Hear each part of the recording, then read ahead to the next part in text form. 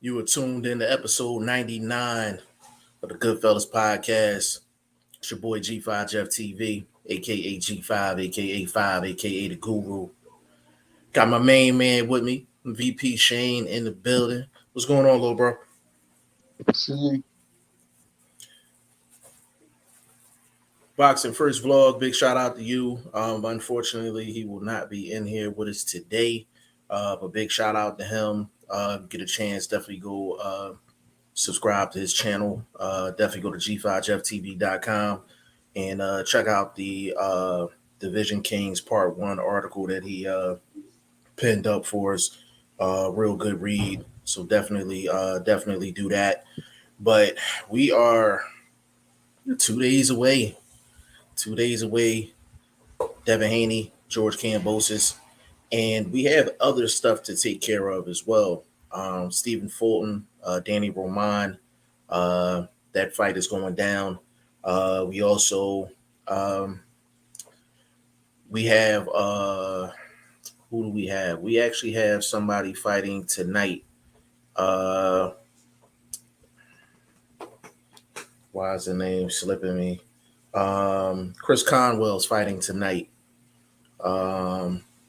in Quebec, Canada. If you want to see that fight, you can actually go to Pro Bellum website and register, and you'll be able to watch that fight. Chris Conwell is ranked number 4 right now at 154 pounds, so he's a must watch. I don't think anyone serious, but look like it's a stay busy fight. But we'll see how that plays out.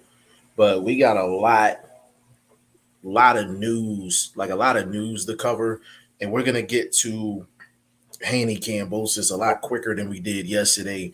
But it is a lot of news we gotta announce as well. It looks like Adrian Broner will be back July 23rd in a fight that should have happened about 3-4 years ago against Figueroa. So that fight will be going down. Trying to think what else are we missing.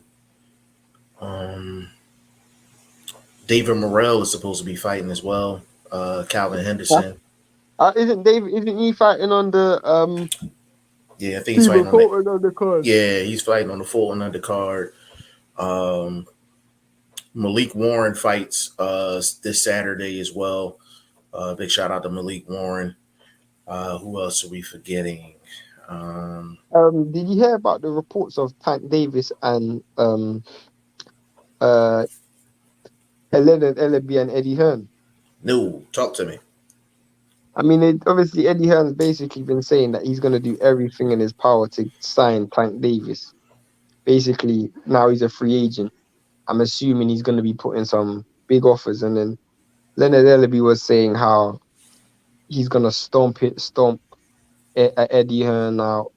And he must have said to Eddie Hearn that he knows people in New York, so be careful how you move, and basically threatening him, like from a physical perspective. Like, Do he know who Eddie Hearn is? What does he mean by? What would you mean? Eddie Hearn ain't moving around by himself. Yeah, of course not. He got just as many connections as Ellaby. And listen, I'll tell you this story off camera, but there is for the people that know, that's in the know, there's a certain story about Leonard Ellaby that's been floating around in the streets for a couple years, or he got embarrassed pretty badly. Shane, I'll talk to you about that off camera. Yeah, but, please. I'm surprised he's the one that's talking the way he's talking. Because once I tell you the story off camera, you're gonna be like, "Whoa!" Is it true? Is it true?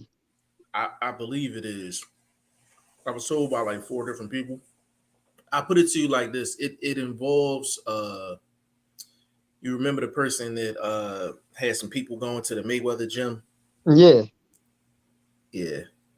But so, it's different though, because he's a serious hombre, so it's different. Yeah.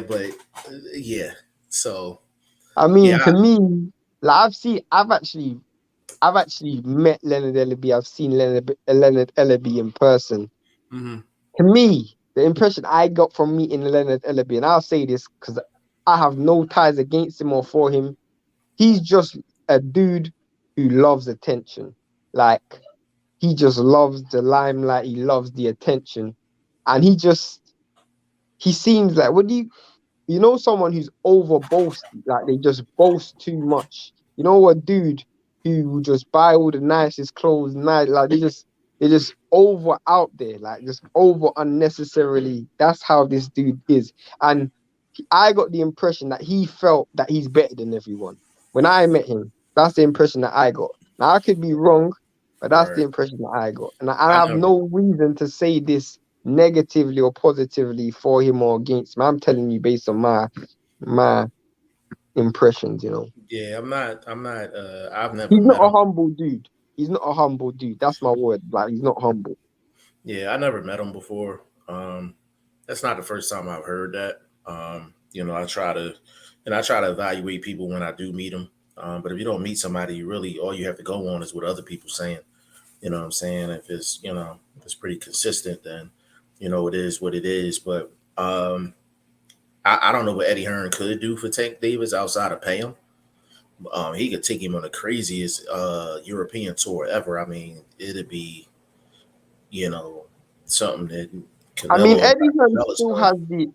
Eddie Hearn still believes that Devin Haney will re-sign with him after he becomes undisputed. So But see, that's not smart business. You sign him before he has the belts. Like, you know what I'm saying? no, but he, Like, he did sign him before he had the belts. but you extend him before he No, gets the belts. but you got to remember Eddie and even even Bill Haney said it. He said that the only reason why we were able to make the Kambosos fight it was because of what Eddie Hearn done, and he had Devin Haney on a contract where they could mutually agree for him to leave and go and get the fight. You know, if he was signed like on a proper deal, we wouldn't be seeing Undisputed right now. You know, and Bill Haney had commended Eddie Hearn for that. I mean, I've criticized Eddie Hearn for a lot of things, but I feel like in this instance, you know, does it benefit Tank for him to get signed with Eddie Hearn? I mean, personally, if he's getting more money, I will say it does. Do you know why I say it does, Jeff? Because they ain't gonna put Tank Davis with anybody with anybody anyway. We ain't gonna see Tank Davis in there with Ryan Garcia. We ain't gonna see him in there with Loma Lopez or Devin Haney, whether Mm-hmm. he's with Mayweather or with Eddie Hearn. You see my point? So if it's gonna benefit him financially, then I'll say go ahead. You know. Let me get in the comment section. Rob Acosta in the building. He gave away my secret. He said, "Yo, Jeff, you sending the link?" Yes, I am sending you the link momentarily. Big shout out to Rob Acosta. He'll be in here any moment. But we gonna cover Haney Kambosos. Let me get this link to him real quick. That's my guy too. Hold on. And for the people that's listening, y'all about to get a treat, man. Rob Acosta about to jump on with us, man. Um, he's known for being the strength and conditioning coach for maybe the hottest fighter in the sport in Jerron Boots Ennis. But But he, that gym's yeah, got loads of fighters, and obviously yeah, one of the fighter out of that gym is fighting this week. You know, Stephen Fulton. So yeah, best person to get on. yeah, You know, two um, insiders we had on this week: Padman McGriff and yeah. Now Robert Rob Costa. Acosta, yeah, now Rob Acosta's coming. So, I mean, um, I ain't heard nobody talk about this Stephen Fulton fight, which is just pretty disturbing to be it's honest. definitely disturbing. It's definitely disturbing, and that's why I wanna get him in here because I mean, Shane, we talked about this off camera. I'm like, Fulton can make the legitimate claim he's the king of Philly when it comes down to just being the top dog in the city, and that don't But come easy. That don't come easy, you know. Jeff, you know what you made a mistake with? Mhm. The thumbnail. I didn't know. I didn't know at the time. I didn't know at the time.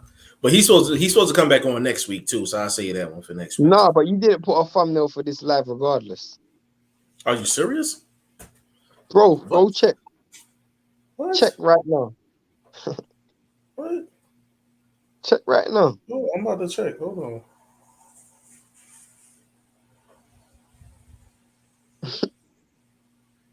That's why it's a bit slow right now. Check. Oh shit.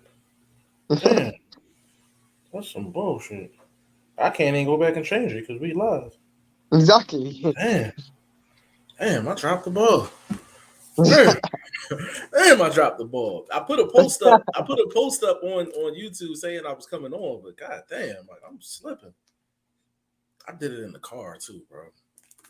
Yeah. Yeah, some I nonsense, was man. wondering if it was my phone, but then I'm like, no, this is actually that. What did I just do? Yeah. In 99 episodes, that's the first time I've done that. Absolutely crazy. It had to be you know they say one time out of 90, one time out of 100. They always say that, and this is actually the one time out of One 100. time out of 100, I didn't They put a thumb always say that. One in 100. And look, crazy. one in 100. Absolutely crazy. Crazy, crazy, crazy. Like, wow. Davidian in the building. Big shout out to you. He said, what's good, my boxing brothers? Hey man, big shout out to you, family. We got a treat. Got a treat for you, man. Rob Acosta coming through. Strip and conditioning coach for Jerron Boots and a host of other fighters too. And when he gets on, I want him to actually tell us who else he's actually what other clients he actually has. So, it's important for us to know. Of course, we know him for Boots, but we need to know the real groundwork that he's putting in with guys in Bozy in his gym. So we'll definitely have him in here momentarily. But while we're doing that, we let's get into let's go back to Haney Kambosos while we wait for Rob. Um, just I know we talked about it yesterday, but just sleeping on it. Have you has everything remained the same as far as like just your feelings on how the fight's gonna play out? I'm as convinced as I was yesterday that Devin Haney should deal with the fight pretty straightforward. There's I just feel like there's just such a disparity in skill level. When you just Right, break down the X's and O's of boxing, your ability to throw a jab, your ability to use your feet, your ability to use your hands defensively, your ring IQ, how do you work um off the back foot? How do you work off the front foot? Just the X's and O's of boxing. I just don't think Kambosos has the ability to beat Devin Haney. I mean, I hear a lot of people talking about. I mean, I was watching Lowdown's live today, and they were talking about um how the fact that Devin Haney's in a fight, his biggest fight of his career, and he doesn't have his dad, and what effect that might have on him. And as an analyst, I can't speak on something I don't know. I can only assume, and to me, I'm just thinking to myself, Devin Haney's natural skill level should be able to get him through.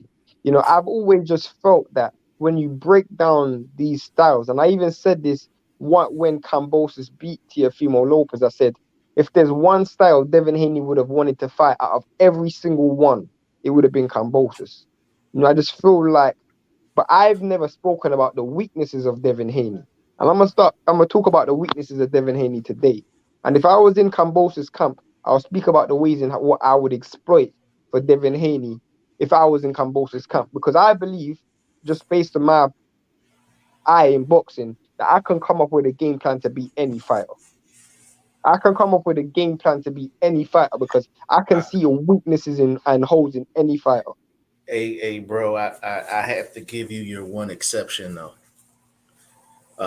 You could not come up with a game plan for Canelo to beat Bivol. Uh, I couldn't come up with. But no, but you know what? With that Right, one, the right, problem with that is that was more down to styles. Like literally, Canelo, I would have to ask Canelo to do things I've never seen him do in a 55, 56 fight career. You see my right, point? So I could Right. come up with a game plan to beat Bivol very simply, but Biv Canelo doesn't do it. He's never done it before. Canelo's never been a back foot fighter. Canelo's never been a pressure fighter who relies on out and out output. He takes too much rest in between his punch combinations. Whereas a Benavides, for example, or Zerdo Ramirez, they go from minute 1 to minute 36. They're just a goal. You see my point? Right. And there's no breaks. They're throwing 8, 9, 10 punch combinations and they're still moving forward, sitting right on your chest, just working, throwing punches as much as possible as Canelo picks his punches, you know. And that's where I would say I could come up with a game plan to beat Bivol, but Canelo would just have to reinvent himself. Yeah, because I know me and Blunt was on camera, and we was just like, yo, like we was watching highlights, and we like, I don't know what Canelo can do. Like based off of his skill set, I was like, yo, I don't know what he could do. But I did Um, come up with a way with if I was Kambosos, what I would do. If wait, I was so Kambosos, what I so would do. let's get into that now. Like, if you had to come up with a game plan for Kambosos to be in the fight with Devin Haney and possibly win the fight, what's your strategy? First thing we got to look at the weaknesses of Devin Haney. One of Devin Haney's biggest weaknesses, and everybody sees it. He pulls out with his head with his hands down. You see him do that where literally he's always like leaning back, pulling back with his hands down. You know, he might slip and slide, but after he finishes his combination, he pulls out with his hands down. You know, so you want to try follow this dude out the back door as much as you can, especially with straight shots. You know, that's the first thing I would do.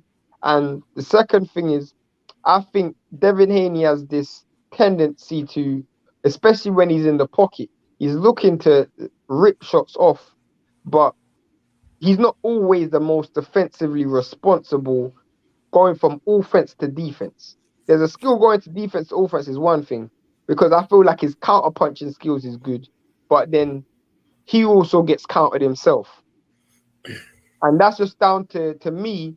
His hand placement is more down to again more premeditation than actual reaction. He doesn't react to stuff enough. You know, I want to see a lot more reaction. And another thing is this dude relies on a shoulder roll coming forward. That's just a very bad combination. You know, when you're moving forward, walking and fighter down, you don't want to be side on. You see my point? You want to almost square up, especially when you're trying to rip shots off, because you're limiting the range in which punches you can land. So that's another thing that I'll be looking to exploit. But the first thing I'll be looking to exploit is the psychological aspect of Devin Haney. And that'll be me using lateral movement, you know, going on the back foot, moving. If I'm Kambosos, I'm psychologically getting into his head. First 2 rounds, I'm turning off the output. You know, I'm moving, running, putting my arms behind my back, all of that stuff just to get into Devin Haney's head to make him feel like he's losing the rounds, even though there's no punches being thrown. You know, crowds buy into that. The judges buy into that. Your opponent can buy into that, and psychologically, you could Devin Haney's thinking, I need to step up the output, even though we ain't landing nothing. He's thinking that he has to step up the output. So that's the first thing I would do, and then the second thing is, you know, as I said, just follow the dude at the back door, keep throwing straight shots, and when you're throwing your right hand, throw your right hand and feint with it. You know, don't just throw your right hand straight down the pipe and let let Devin Haney time it and get the speed or the velocity of your punches. You got to feint with it and throw it at different speeds. That would be my advice for Kambosos. Yeah, I would if I'm Cambosis, and we're focusing mainly on Cambosis because Haney is pretty straight up and down in terms of what he needs to do. But we haven't really heard anybody really get into what Cambosis needs to do. Uh, First thing Cambosis needs to do, he needs to quicken the pace. He needs to quicken the pace. Uh, a guy like Devin Haney, if you let him fight that methodical pace, that plays right into Devin Haney's hands.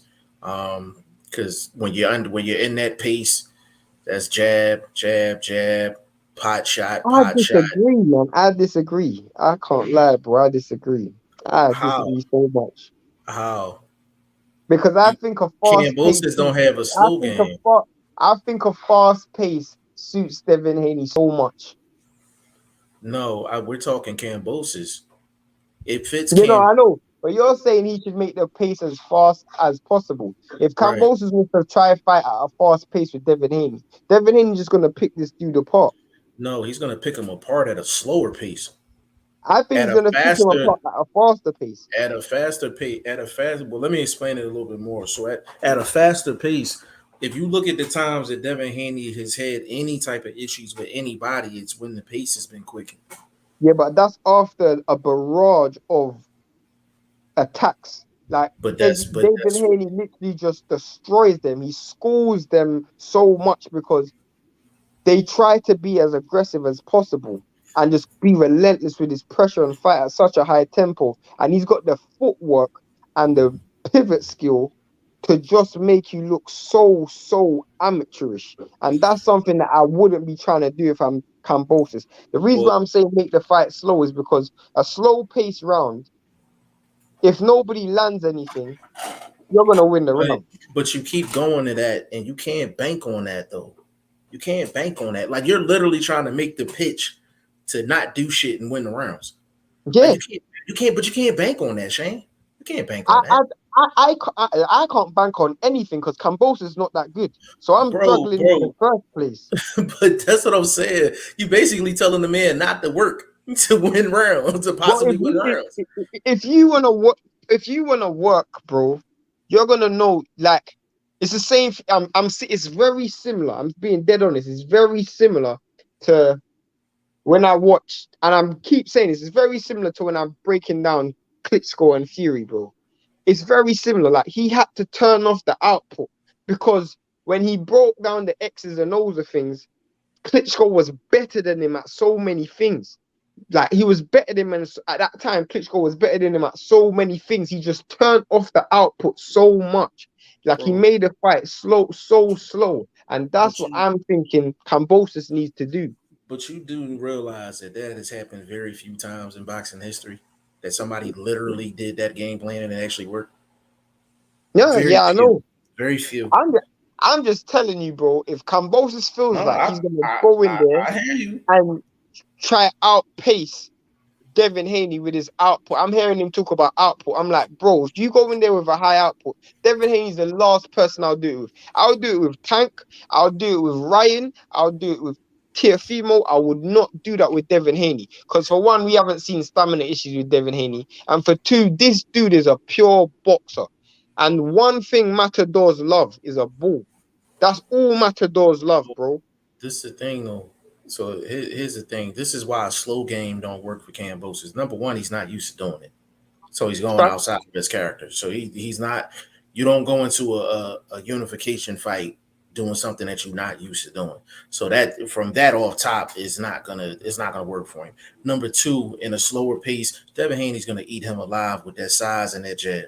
He's gonna eat him alive, and it'll take a little longer, but he's gonna eat him alive with that jab in his physicality because he's physically bigger than Kambosos.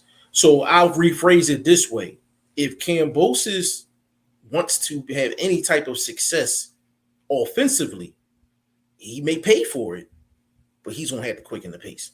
He's gonna have to. He gonna have to. Now I mean, he may get clipped in the process, but I've he be just better seen off. He that. be better off quickening up the pace than to fight a slow game I'm with seeing a Devin Haney. 12-0, bro. If he fights that, or maybe 11-1, 10-2, maybe. At If least it's if a slow at game, least it's if a it's slow slow, game. If it's a slow game fight, they might give him some sympathy rounds early, just because there's no punches being landed. That's how right? I'm seeing it, bro. And maybe that might frustrate Devin Haney, and Devin Haney might go against his game plan because the fight's so slow paced and nobody's landed anything. Then maybe I might have to It's overcompensate and create openings. I it's can't just see a way Devin Kambosos can only win with Devin Haney's help. That's the only way Kambosos can win this fight, bro. I'm being dead but serious. I that's what I'm can't see saying. how Like he's Kambosos can win this fight. but but he's gonna have to catch Devin Haney with something. He's not gonna be able to catch him in no slow game. He's not gonna be able to catch him with anything because that's right up Devin's alley. The But only I'm just time Devin thinking. Go on. But the only times Devin Haney has been caught has been in rapid exchanges when the pace No, is no, quick. no facts. But if you look at all of them fights, Devin Haney's won 12-0, 11-1, and those dudes are waiting on isolated moments to drop this I'm dude or with you. stop this dude, and I'm with it you. don't work. And To it's kind of me, like a pick your poison. yeah, to me, if you go slow, all I'm saying is there may be a chance where if the fight's a low tempo and Devin Haney's not really landing much, you're not landing much, Devin Haney might get desperate. You see my point? That's what I'm saying. There's a chance I that Devin Haney I might agree. get desperate. So that's a strategy that could work because you want to put the mental pressure on Devin Haney. So I understand where you're going. It's really I'm not questioning the strategy. I'm questioning the fact that can Kambosos actually pull that off, and I don't think so. Let me I get in the get you. comments. Let me get in the I get comments. you. AI in the building. Big shout out to AI. Says salute G5 Jeff TV. Salute to you, family. Will Stokes in the building. Will Stokes in the building. Big shout out to Will. He said, "Man, hype for Kambosos Haney. Most excited I've been for a fight this year. I think it's gonna be a good fight, bro. Real good fight." He said potentially the biggest issue for Cam will be Haney's educated lead hand. Kambosos has an awkward stance where his head is over his lead foot. It could fall directly in Haney's hands, literally. Yeah, of Um, course. that's a good point. And this is a dude who, weirdly enough, his power punch. And I know a lot of people talk about the right hand because that's what dropped Teofimo Lopez. But Mhm. he likes to load up on left hooks a lot as well. So Yeah. he, I feel you, bro. Oh, Will said Kambosos is not that good. Slow down, Shane. This man dismantled the number one lightweight in the world. He didn't. This is what I keep saying to people, bro. For one, this dude almost got stopped by Teofimo Lopez, and Teofimo Lopez had the worst night of his life against Kambosos. Teofimo Lopez also had the worst cornerman instructions other than Eddie Reynoso and Canelo, but he had the worst cornerman instructions that I've heard in my life. His dad was sounding like a fan in there. His dad was like, "Go and get him, go and get him. You can do it." I'm thinking, what are you doing? Give him some strategy. You're just Yo, sounding like a fan. And this another thing is, sorry to cut you off, no, Jeff. you He good, you went in good. there with the worst game plan. This dude literally just running there like a bull in a China store, just trying to destroy everything with no prep. And I'm gonna say this to people, and I'm gonna say it once. There's in boxing, there's one thing that is a privilege, and the privilege is to land power punches. You don't have a right, or you don't have a right to land power punches. You have to earn the right to land power punches. And Teofimo Lopez didn't do nothing to earn that right. He just thought he could just go in there and land my power punch and go home. No respect whatsoever. It's like, when you're growing up, Jeff, you say you want to go out and play with you want to go out and play with your friends on the street. Your mum will tell you you have to clean up or do your homework or something. Right. This dude didn't clean up and he didn't do his homework. He didn't have no respect. Dude didn't clean up nothing. That was a messy fight, and he didn't do his homework on his opponent, bro. He Bro. just went out there and thought he could have fun and forgot about his responsibilities. That's what Yeah. this dude done. Yeah, that's a fact. That's a fact. Young Bruce in the building. He said that anyone could have beat Lopez. I'm assuming that night. That's a Uh fact, bro. yeah. Stormy B man, what's going on with your family? He said salute G5 Jeff TV. I'm a new subscriber to your channel. Very intellectual, strategic conversation. Hey That's man, that's every what we week. do. That's That's every live. every time we That's jump every on, bro. live. That's what we do, bro. That's every live. Mark Nash said, "What up, family? Big shout out to you, bro." Will Stoops. I don't know how much I can trust Shane's predictions anymore. This is the man who picked Jamel Herring to beat Shakur, and I also the didn't. man who picked Wilder 3 times in a row. I didn't pick Jamel Herring to beat Shakur. I just said I like those odds, and I said Shakur Stevenson. It's on live. I said Shakur Stevenson is gonna have to show me. That's all I said. He's gonna have to show me, and he showed me. At that time, Shakur Stevenson hadn't fought an elite fighter yet, so I was like, he had to show me, and he showed me. But why don't you bring up the fact that you picked Kell Brook to beat Crawford, and Crawford knocked me through that in 3 rounds? Why don't you talk Uh, about the fact that I picked Bivol to beat Canelo easily? Let's talk about that. Why don't you talk about the fact that you picked AJ to beat Usyk and you got absolutely swamped? Why don't you talk yo, about that? And yes, I did pick Wilder to beat Fury 3 times. yo, and the thing is, we had this back and forth for the people that's new. we got a boxing prediction fantasy league that goes down on the website g5jeftv.com. We're gonna And have Will season Stokes three. won. And And Will Stokes Will won. Stokes won season two of the fantasy league, Five man. We're hundred gonna and get it $50. $550, man, and it's pending in my account, and it should be in there tomorrow. So yeah, that's just something that we do on the channel, man. Bruce in the building says salute my brothers G5 and Shane. Yo, tell my man to check his email. Tell my man check his email. Mark Nash said Will Stokes laughing. Bruce Stormy B said, "What do you think I know?" Hold on. Will Stokes. He said it's all love, Shane, but I did have to just bring that up real quick. Of course. Yeah, we know. I can't even speak to Will Stokes. He just won the fantasy Yeah, league. he But just what won can the I fantasy say? league. It's kind of hard to say anything to him. Mark Nash said Stormy, he said and saw, I think it might be a typo. Show you have set for later. I'm excited about that one. Always respected. Hole and Oots. Okay. Mark Nash said, Bruce, what up? Yeah, listen, we're gonna have strength conditioning coach for Boots Ennis, Rob Acosta. He will be in here soon. So definitely just sit tight. He'll definitely be up in here, man. If y'all got any questions for him, definitely shoot it to him. But he will be in Minnesota.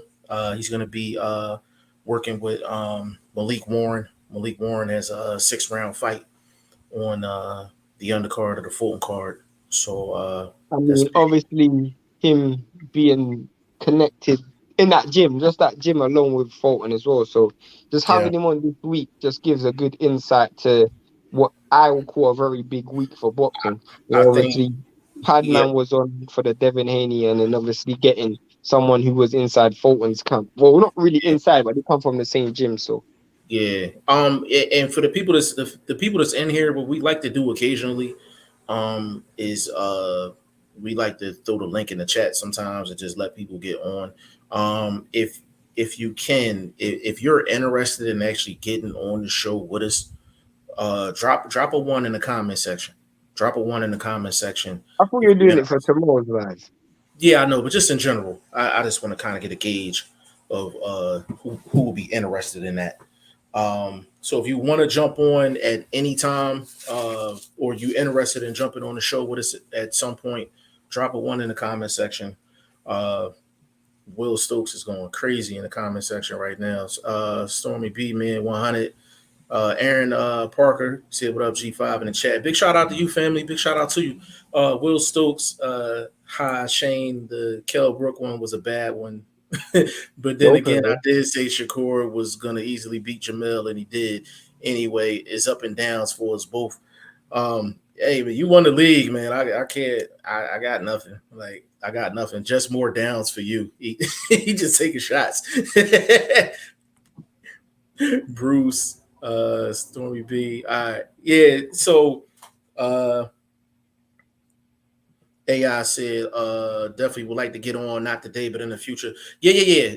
So what I want to do is basically just connect with you guys. I don't know if you on IG, Twitter, Facebook, whatever the case may be. We can definitely line it up to your schedule, and pick a day where it's good for you, and just you could just jump on. It could be 3, 4 y'all jump on at the same time. It really don't matter to me. But we're one of the few podcasts that actually bring the people from the chat and actually have them into the show. Like especially if you active in the comment section, I'd be like, bro, you typing too much. Like just come on in. It took forever to get Will Stokes in here. It took us forever to get Will Stokes in this joint. Hey Shane, am I Yeah. lying?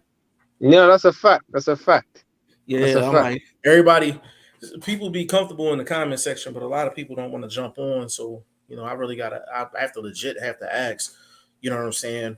But I mean, it's it's real difficult, like because a lot of we're gonna struggle to eventually create a premium service because a lot of things what people do for a premium service we do for free. Like I facts. see people. I don't really watch much other channels, but I know people do super chats where they like the only chats that they read are the super chats. That's cool, respectful for them. We read every chat. Like I think we've done Jeff has 2,000 videos or over 2,000 videos on his channel, and he's responded to every single comment on every single video. Yeah. Literally responds to every single comment. Like there's a video on the channel. I remember one of the first videos. I remember this video got 100 and something thousand in 2 days. The Pacquiao video. Remember that one? Mm-hmm. That one, Jeff responded to almost every single comment. Jeff will, the number one thing about this channel is interaction. So, That's the like, main thing. even if we're on live for 2 hours, 3 hours, he will get through every single comment in the comment section. Yo, you know in the thing the that's live. crazy? So, The thing that's crazy, I went through I was on with L Dub. I think it might have been like a month or two ago. And we was on there for probably about like an hour flat. So I'm so used to being on here, being on for an hour and a half, 2 hours, 2.5. He was like, all right, we're gonna wrap this thing up. I'm looking at my watch, I'm like, what? Like that like you just be zoned out, man, like for real. AI, we could definitely line that up. Bruce said, always good to talk to you. Big Drew says, awesome on the email. Yeah, I'm actually I'm gonna send him my number so we can wrap. Bruce, I'm gonna send you mine too. Like we definitely need to wrap, like for sure, set something up. Woke the Truth says salute to you, family. so yeah, Salute to you. back to Kambosos and Haney. Oh yeah, bro. Listen. All right, so I'm gonna get off the slow pace, fast pace thing because I think Devin Haney has the advantage either way. So let's actually entertain your possible strategy, right? So let's say he slows the pace, he's moving around the ring, pot shots here and there, occasional jab, and he's just slow pacing it. A lot of clinching. I would suggest a lot of clinching. Yeah, so he just slows the pace completely down to where it's like halfway through the fight, you're like, this is a boring ass fight. I think Haney's winning, but it's a boring ass fight. I don't know. And then if he don't know, like if the crowd don't know and the fans don't know, then Haney and his team might be like, we're not winning clearly enough. Exactly. So now I got to mash on the gas. So I understand that. My point is, I don't think Kambosos is smart enough to do that. Like, unless he's listening to this show, I don't think he's smart enough to do that. And I don't think he has the ability to do it neither. And to me, I'm just trying to come up with some, because in my mind, I'm thinking in order for Kambosos to win this fight, he's going to need Devin Haney's help. Devin Haney's going to have to make mistakes for Kambosos to win. Just like Teofimo made mistakes. Like Teofimo made so much mistakes for Kambosos to win. And Teofimo still almost knocked this dude out, bro. Like, I think people are forgetting this dude is very, very flawed. Like, I know he's got some good skills, and I spoke about the skills that he has good in the previous podcast, but he's got some gaping holes, like things that I'm just thinking, Devin Haney is better than him at almost everything, other than maybe punch power. This dude is better than him at everything. And I'm just thinking, if you try and make this a high tempo fight, I can see you getting 12-0, 11-1, 10-2, easy. Easy. Because he's just better than you. Literally, he's just better than you. But if you make it a slow pace fight, and I brought up the example of Klitschko Fury, where for the first 4 rounds, there was literally 6 punches landed in the round. And I'm thinking, how do you conclusively give a round to someone when there's only 6 punches that's landed in it? You see my point, Jeff? And after a while, as an opponent in an opponent's backyard, you start to think, maybe I'm losing this fight. And then you might start to pump on the gas and make mistakes that you wouldn't normally make if it was even playing field.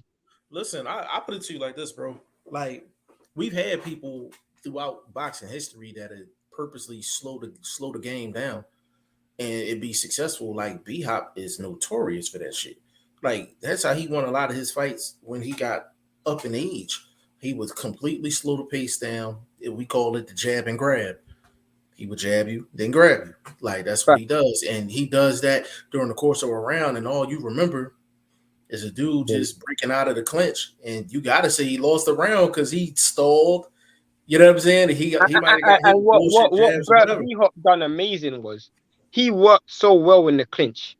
So he won so much fights off just working in the clinch, bro. Like, if you can work in the clinch, having that hand free. And one thing I will say about Kambosos is, which I give him credit for, especially in that Lee Selby fight, was when he was in the clinch, he done a very good job of getting his arm up and using his arm to get a little bit of distance so he can use the other hand to throw the punches. If he can do that with Devin Haney, the crowd's gonna make all the noise for you, bro. You just need to look like you're doing something. Yeah, I feel you.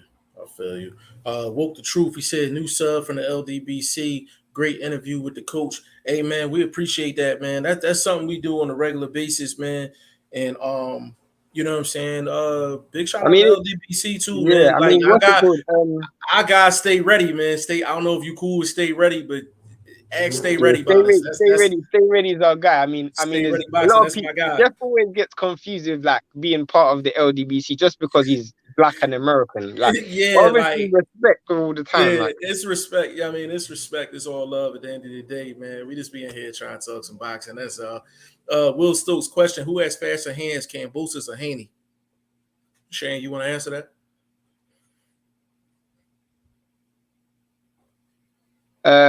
Who has faster hands, Kambosos or Haney? What defensively or offensively? He's probably talking offensively. Offensively, I think Devin Haney's probably got slightly quicker hands. I just think Kambosos is just, to me, especially with his he's just much more explosive. I wouldn't say he's quicker. I would say Devin Haney definitely has faster hands in terms of hand placement, in terms of I'm a catch a shot, then I'm a fire a shot. You know, in terms of where I'm a position my hands, he definitely has faster hands, and he has significantly faster head movement. Significantly, like his head movement is miles faster than Kambosos. Yeah, Kambosos, his combination punching is probably quicker. Kambosos' combination punching is probably quicker because he doesn't. He's recoil. He's recoil. Everything's right in front of him, so he go da da da da da da da. Like where Haney's bringing them back. Jab is coming from the shoulders.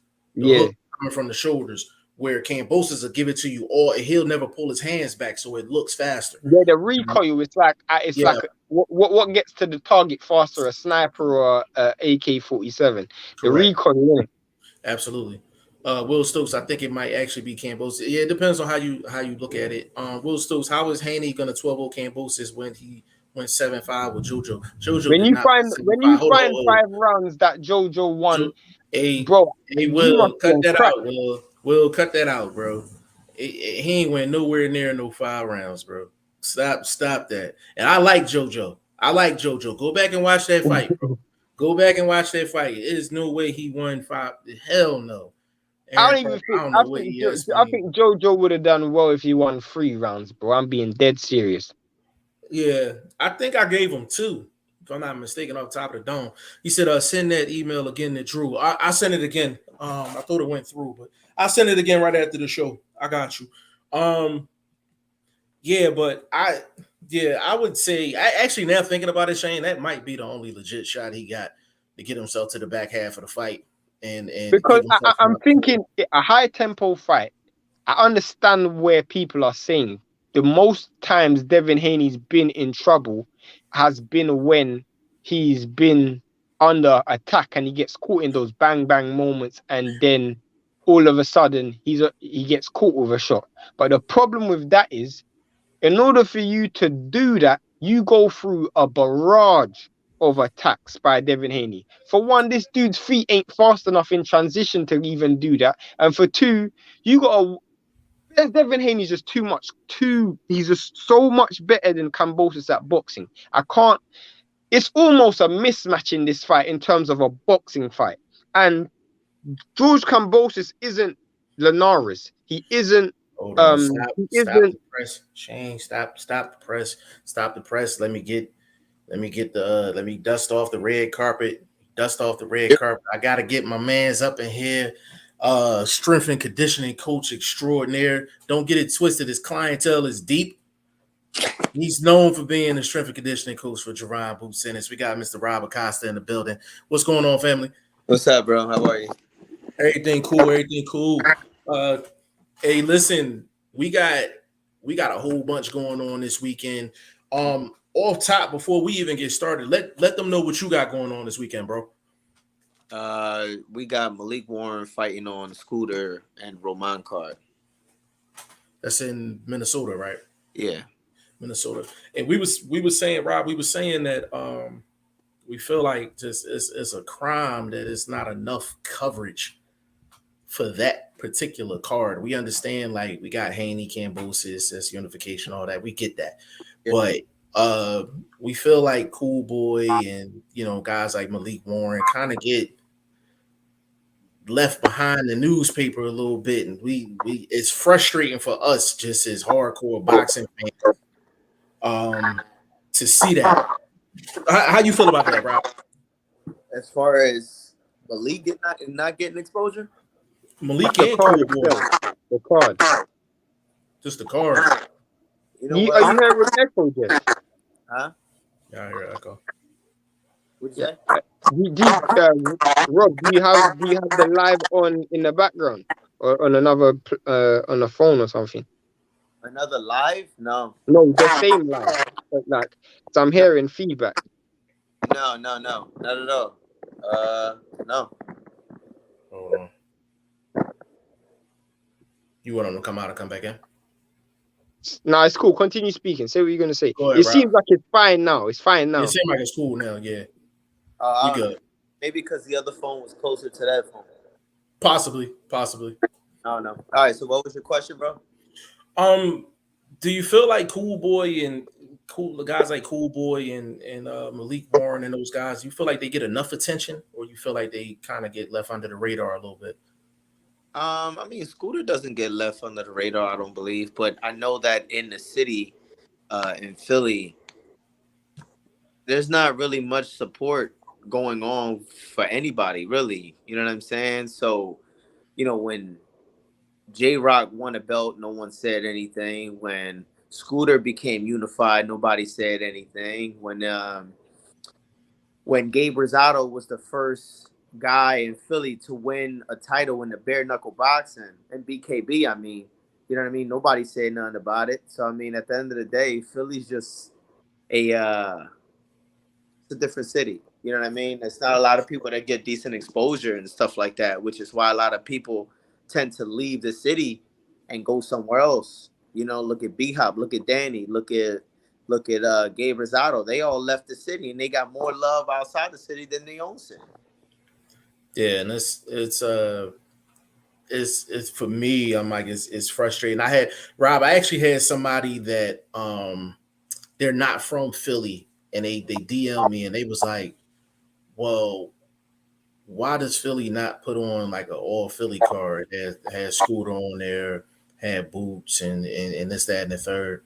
And I'm like, bro, money wise, I'm like, they'll make more money at the Barclay or somewhere else than Philly, because it's that, like you said, Rob, like, we're loved by more people outside of Philly than actually inside of Philly. People love Philly when they're not from Philly. And then people in Philly don't support much one another. Right. Yeah. But also, you know, we got the Wells Fargo Center and we got the Leo course.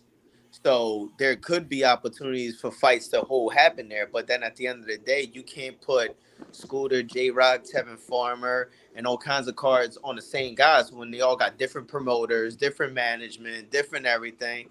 Like it's just one big clash, man. I don't as much as I would love to see that happen, I don't think it'll ever happen. I hear you. I was like bringing everything full circle. You're going into it. And in fact, I didn't even greet myself. So what's up, bro? I didn't even say what's up. How you doing? Going into this weekend's action of fights, like, how are you feeling when the position that you stand? Obviously, you're not obviously in Scooter's camp, but he's obviously training in the same gym. You've seen him a lot, and then obviously you got your fighter fighting this week also. So how do you feel within yourself about the weekend coming up and the prospects for your, I want to say, fighters? I got a great feeling about everything, man. I love Scooter. You know what I mean? I love the team. fight, whoever's a part of his camp. I just like Scooter as a person. You know, I'm a fan of his as a fighter, but I like him a lot more as a person. You know what I mean? Like when you get to really know Scooter, he's like the same way he is in the ring, he's the same way outside the ring. Yeah. It doesn't change. And he's hilarious, he's fun to be around, you know. I like him and I will always support him no matter what. You know what I mean? But he should be Daniel Roman. He shouldn't have to, you know, be much of a concern with that, but Roman fight though. He could rumble, but I don't think Scooter, you know, should struggle as much as an outsider would say. You know what I'm saying? And as far as Malik, you know, we worked with Malik. We did his conditioning. You know, it was definitely a different sort of atmosphere of what he was used to, and he adjusted really well. He's been doing well sparring. He's been boxing some decent quality guys. So it's like he's in this fight. He's ready. Hey, Rod. Actually, I'm glad he's in here because YSM just came in here. He said Rob Acosta for president. I second that. I second that. I remember YSM and I was in the gym, right? And this was the day I met you, and Scooter was in there, and we like, yo, we know that's not Scooter. We were behind him, and we was like, he fights at 122, and I'm like, he didn't have a fight lined up when we seen him, and he's like, you know, a stocky dude, like, and I'm like, I said, there's no way he gets down to 122. Like, and me and YSL, I'm like, yo, like, he is like chiseled, like for 120. You thinking 122, you thinking, you know, a little small dude or whatever. That's not him at all. Like, how impressed were you with Scooter? Just the physical specimen that he is as a guy that fights at 122.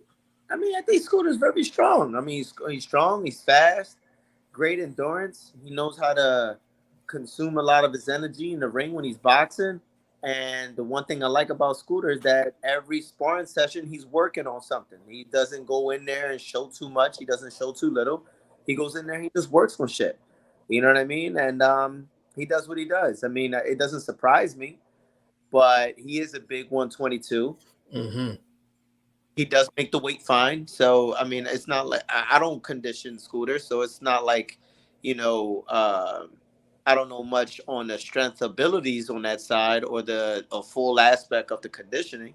But in reality, you know, from what I see on the outside, it looks fine. How long you been working with Malik? This is Malik's first full camp with me. Yeah, but Malik's been in that gym for a while, though, right? Yeah. It's just, you know, we had a couple of cards that he could have been potentially on, and then he didn't get put on and stuff like that. So it's very difficult for a fighter to get put on a card, and then you train for the card, and then you get removed from the card, or the card get canceled, or anything like that. So it's a lot of headache with that type of stuff. So, you know, even for a coach's standpoint, it can become very frustrating because you're like, you know, it's kind of like on a double Dutch sort of feeling. It's kind of like you jumping in, jumping out, jumping in, jumping out. Right. And that can up his complete pattern and momentum. So it can become very frustrating on everybody's end. But Malik has been coming to the gym for a while. He's been doing great. He's adjusting to our family really well. And we all love him, man. He's hilarious. He's a great fit. I mean, the thing I look at when I look at that camp, and I mean, obviously, Philadelphia is a very, very intimate city in the sense that boxing it's almost, there's not a lot of elite gyms and elite trainers in that one city. You know, and I feel like the gym that you work in, obviously with Ballsy, is like probably the best gym in the city and probably the most respected. Now, how does it work when you got a dude like Boots, you got a dude like Scooter in the gym with their success and their potential? How is it when you work with dudes who are on the come up? Because it's very, it should be easy to motivate them, but is it easy to give and dedicate enough attention to these dudes? Because I guess their level isn't as high. So are you asking like is there a challenge of showing attention to Yeah, distributing attention and basically giving everybody the right amount of effort. Because someone like Boots, someone like Scooter, obviously I know you said you don't train Scooter per se, but you would obviously visibly see what goes on in that gym. How does the responsibility of training the younger dudes on the come up and the dudes who aren't as famous and as known, how is it about distributing time and responsibility to those fighters? You know what? Honestly, bro, what's crazy is that gym is crazy special. So Scooter goes in, and of course, we all know that Scooter's a world champion. We know that. You know, we all know that Boots is future of the pound for pound welterweight division. We know that. We know that Christian Cardo is going to be, you know, a very, very, very well high ranked contender in the few fights to come. We know about Tamir. We know about Malik Warren and stuff like that. We know those. We know that on that level. But the crazy thing is, when they're in that gym, we see them as Tamir. We see them as Boots. We just see them as Scooter. We just see them as Malik. You know what I'm saying? So when we all train together, we all train like it's weird. It's hard to explain, man. It's kind of like there's no real uh any struggles of giving anybody attention. Like everybody get the work, everybody does the pass. That's why we got multiple coaches, bro. Like we got Greg Hackett in there, we got myself, we got L, we got Bo, we got Boots, we got numerous people. So it's like there I've been there on days where I would be in the ring giving pad work with L and Bo. They're doing one thing. Bo's doing another thing. L's doing one thing. I'm doing the pads. Greg on the outside doing pads, and we're all rotating all the way around. We just rotate. Like we're like, all right, how many rounds you do? Oh, he did 3 with me. He did 2 with you, and he did 1 with him. So all right, so he's gonna do 1 more round with him, and then he's gonna finish off with you, and then I'm gonna get him back. And then that's how we work. There's a lot of talk right now. I think I'm hearing some feedback again. Yes, can you hear that? I don't have anything else. You want me to try to get out and come back in? No. 1 second. It's gone again. It's gone. It's fine. I don't know. It just keeps coming back and going. But what I will say is, right now, especially this week with what's going on with Bill Haney and Bill Haney not being present and Ben Davison not being present for Devin Haney, there's been a lot of talk around coaches and having one voice and who's the main coach and all of that stuff. What I want to ask you is, how is it when it comes to, and this is just generally speaking, how is it conducting a corner and almost making sure there's a level of hierarchy? How important is that when you have a head coach and understanding the responsibilities? Is it a case of there's one voice and one person giving instructions, or is it a case of this is my area, I'm only going to focus on my area? Because you kind of don't want it to be a case where you got this fighter in 4 or 5 different places when it comes to conducting a camp. How does it work when you're conducting a camp? So, all right. So, of course, in every camp, you got your head coach. Then you got your second, and then you got anybody else who's affiliated with the team, right? But that doesn't mean that, like for me, I'm a strength and conditioning coach. That's what my main priority job is. That does not mean that I don't know how to do pads. I don't know how to strategize for opponents. I don't know how to do defense. I do all that stuff. So it's like if I'm needed, I'm going to be used. So there's been plenty of times where I came into the gym and we were 1 man short, and Bo will be like, yo, you want to do defense with them? And I'd be like, all right, let me go get my gloves. And I know the stuff. So it's not, and it's crazy too, because when we do it, it's like you still hear the one voice. But in this type of situation for Devin Haney, it is up to Team Haney to send the right, reliable people who he can feel is trustworthy to work that corner that will give the right instructions. So for a coach, it's very difficult for a coach to give bad instructions. It's more common to not know what type of instructions to give someone and now the fighters going out there fighting on their own experience. That's a good point. You understand what I'm saying? Yeah. One coach who is solely focused on the fighter. So now, like, you got a guy like Bo, who's like the grandfather of everybody in their gym. So everybody what Bozy say. But then you got guys on the outside that is not just focused on the technique. They're looking at things overall. They're looking at how many times, you know, they shook their hand and maybe they possibly hurt their hand, or they're looking at the opponent, or they're looking at the guys who were sparring on the other side. You know, everybody has an input. And the beauty of it is, what type of chemistry does your team necessarily have that one call doesn't overstep the boundary of another? So, for an example, if I'm calling out, if Bo's there and he's like, you know, catch, and come right back, right back. It's not for me to sit there and say, just catch it and move out the way. That's contradicting what he said. You understand what I'm saying? But if I were to, if Bo were to scream out, you know, catch, come right back, I'm like, yo, come right back and then go to the body. That's going in flow of everything that was said. Understood. I mean, I guess then, because I heard Devin Haney say himself, he spoke about the fact that, and I'm sorry to make it about Devin Haney, but I feel like we're never going to understand how important teamwork is without actually speaking to a proper coach. So that's what I'm saying. Like, he spoke about the finding the, what was the word he was talking about? The synchronicity, the teamwork. He spoke about how there was a question mark. George Kambosos was talking about them finding their feet together, and I can't remember the word he used, but I'll figure it out later in this chat. But either way, it's very important that you said that, because I feel like you brought up a very important point, which was having the one voice. And as you said,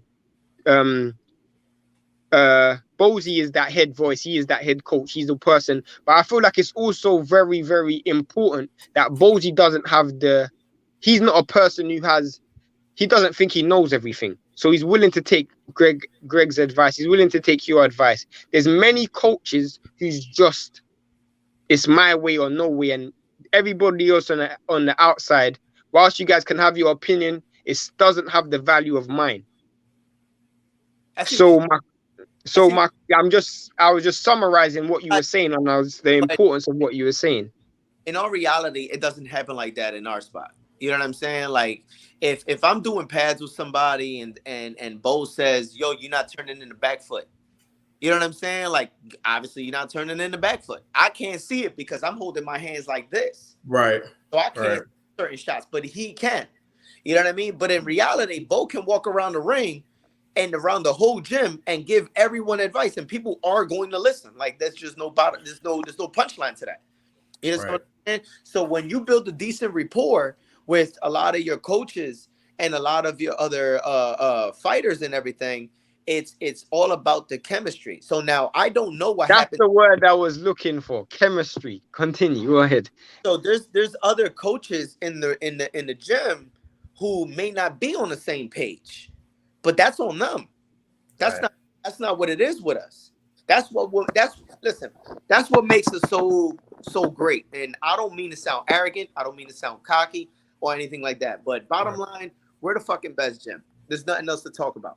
You know what I mean? We got the best work. People's training camp look like our regular days. We don't play in there. So when you get a wake up of the reality and you come in there and people walk in, the first thing they say is like, damn, y'all actually working here. Yeah, because we take it serious. You understand what I'm saying? But everybody's on the same page. Everybody flows together. You know, if one person's doing the bag, if Bo gotta leave, he's gonna say, Rob, make sure that he does his run. Make sure they do their sit-ups. All right, cool, no problem. You know what I'm saying? And so on and so forth. And we're like that all with one another, which is why the chemistry is so strong with everyone there. You know what I mean? If anybody doesn't have a good day at the gym, which is often that can happen, it's not so much on anybody's end. It's just that's the shit that happens. Of course, right there. Coaching's aspect or nothing like that. It's just, you know, we a family. We're legitly ran on a solid foundation where everybody is technically on the same page when it comes to this boxing stuff. You know what I mean? Instructions, calls, codes, sparring, everybody's on the same page. Coach, I got two questions for you. Number one, with Malik Warren, and it's more so of a general question. If a guy, so Malik Warren's fight is 6 rounds, right? 6 round fight. Yeah. So does the length of the camp, does it heighten up or down depending on the amount of rounds they have in terms of a fight, or does that generally stay the same? Like, how long was Malik's camp? I mean, it was about 5 weeks because he was About 5. Okay. he was technically supposed to fight on a Tank and Rolly card, Okay. and then Okay. pull through. But prior to that, he was gonna get on one of the local cards, but that didn't fall through also. But that's something that's out of my position of on the business side. So Right.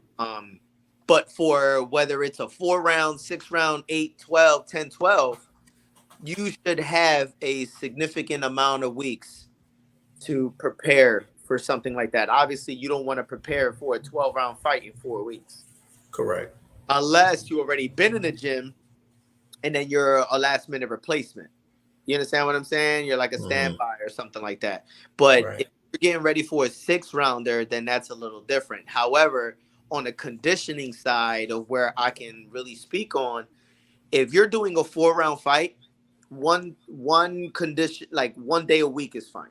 If you're doing 6 round, somewhere between 1 and 2 days, roughly, depending on the type of person that they are. If you're doing 8, 10, and 12, then I suggest you do 2+ more days on the conditioning side. And that doesn't necessarily mean that there's 1 day of just conditioning and another day just conditioning. That could be as far as Monday through Friday. You're even doing muscle therapy, muscle rehabilitation, abs, push, doing neck exercises. All that is part of conditioning. Right. You know what I'm saying?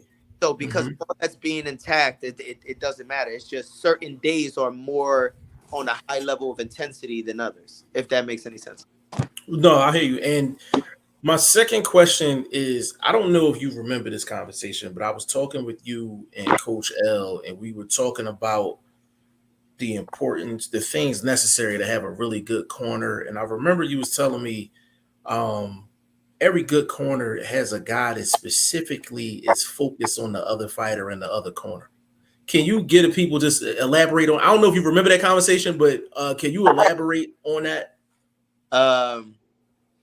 So depending on what the circumstances are, I'm only going to speak on my behalf. That I don't know. I mean, L's one of the great coaches in the gym. He does focus a lot on the strategy. He does focus a lot on a lot of other things in the corner, and he does call out certain things. L has a great eye, actually. Like he doesn't just see our fighter. Like he sees everything, and he everything in decent observation. You know what I'm saying? Not to say that Bo isn't like that, because Bo is definitely like that. But Bo is like, he's so focused into the fighter where it's like, do this, do this, do this, do this. And his calls, when you execute them, they get done. You know what I'm saying? So it's like it's pairs. So when you work in one with the other and you put them together, you got yourself a fantastic corner. You know what I'm saying? But then you got guys like, say, for an example, when I started first strength and conditioning, and I was working in the corners. So when I worked the corners, my job specifically was to watch the opponent, to check out that opponent's position. So then, like, they would come out and they do whatever they had to do, and I would see, I can try to diagnose where exactly that person feels the most uncomfortable at, where if they're, how many times they open their mouth, how many times when they were in the corner, how long did it take them to get to one corner to another, when they sat on the stool and the 10-second bell came up, how long it took them to get up, to how long they were breathing in the corner, how many times, like if you started off with both legs bent and then now one leg is bent, now both legs bent. Are they pulling your trunks? Are they pouring water down your trunks? Are they pouring water in your head? Like, this is all stuff that you got to pay attention to. So that's pay attention to that. That's the exact conversation that we had at the gym, where you were talking about being focused on a guy in the corner and you can tell so much about a fighter, especially throughout the course of an 8-round, 10-round, 12-round fight, their mannerisms and things that they're doing in the corner. But that's really the difference between an okay corner and an elite corner. And I know Shane and I talk about this all the time. We feel like a lot of coaches, they be stealing checks. I'm not gonna lie, they be stealing paychecks. Like they'll get in the corner, their fighter get in the corner. You don't hear an ounce of technical advice or anything. Like it's almost like they're cheerleaders. It's worse. It's worse when you got a good fighter. The reason why I say it's worse when you got a good fighter, because when you got a good fighter who's at elite level, he's gonna do the work for you. Like especially in a lot of Canelo fights, and I just have to be fair. Like I just see a dude who is really skilled, really talented, and he doesn't. His cornermen don't really have to give him advice. And then here came a fight where a cornerman had to give him advice, and they didn't know what to do because purely and simply they're not used to that. So I'm glad you brought that up, Jeff, because with someone like Boots, who is so gifted, like you need someone in a corner who's there, who can dictate a corner for when things not go wrong, but can spot certain things and actually say, because if a fighter is so skilled, is you rarely see them having to make in-game adjustments because they're so good. Am I making sense what I'm saying? It does. I mean, at the end of the day, bro, a good corner consists of having a good chemistry, not just with the fighter, but just knowing where you are in the environment. You know what I mean? Like you're not distracted by so much and things of that sort. But you got a guy that has the experience, has been there for many years, has been in this stage for many years. They know how to react. They know how to do everything else. Then you have another person who never oversteps the head coach's boundaries. But then they, like I said earlier, they kind of add into everything else without contradicting one another. That's what makes a coach. So say for an example, let's just say for Danny Garcia's purposes when he fought Errol Spence.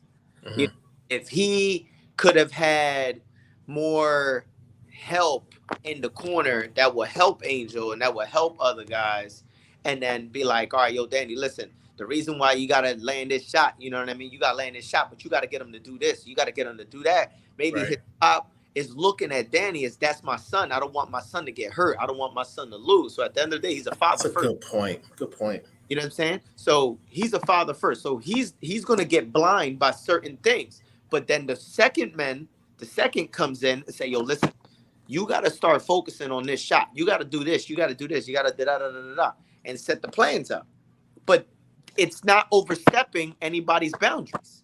Yeah, it's a good point because a lot of people, just general people, also forget how emotionally invested coaches can be. Because yes, they're not taking the hits, but some coaches might look at, and I know it's condescending and it's wrong, but some coaches might look at a dude like, oh, this is my money.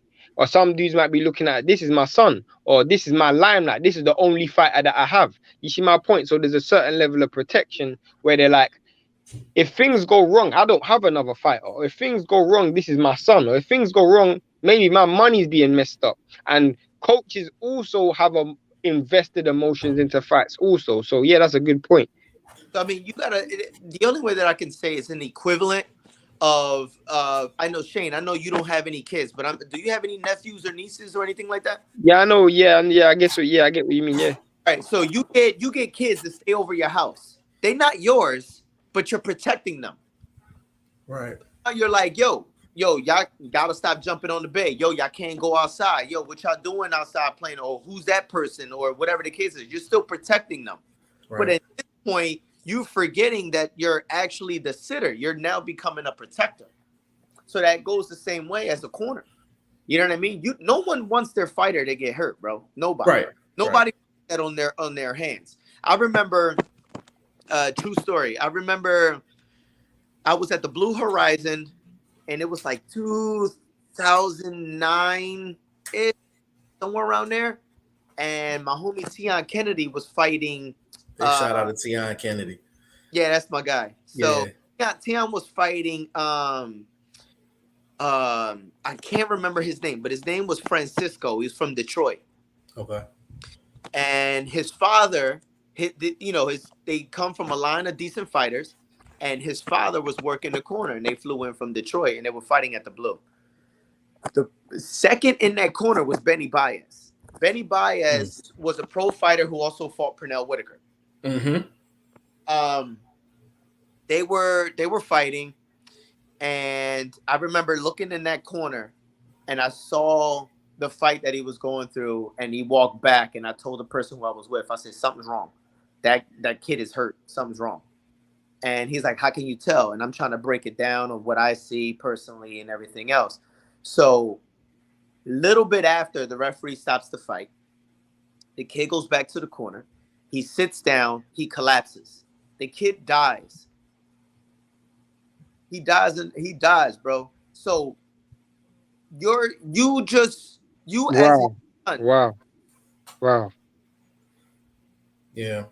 Oh, so that's your son. You came to a fight with the mindset that you guys were going to fight, and you had the attitude of winning. You brought a corner with you, and that was the last time you saw him. So, yeah, it is a very large emotional connection to it. You think that, I forgot his name, but you think that people should give, I forgot the coach's name, shit for stopping Wilder's fight? Are you out of your mind? Yeah. Hold on real quick, Shane. Hold on real quick. Bad. Hey, Rob, that was Francisco Rodriguez. Yes, that's his name. Yep. November 20th, 2009. November 20th, 2009. Died of brain injuries. That's crazy, bro. To witness that in person, it's no joke, man. Hey, Rob, I got another one for you. Remember when Emmanuel Augustus, he was fighting what's his name, Oliveira, and Augustus hit him kind of like right here. Yeah, it was like behind the ear, but he almost did like this shake thing. Yeah, and everybody was like real nervous, and they was like they were gonna stop the fight, but he was like he wanted to keep on going. Emmanuel Augustus, that was on Tuesday Night Fights. Emmanuel Augustus did not throw another headshot for the rest of the fight. It's scary because he knew something was wrong with him. bro. I've seen things like that as well. What was the other one? Pichardo,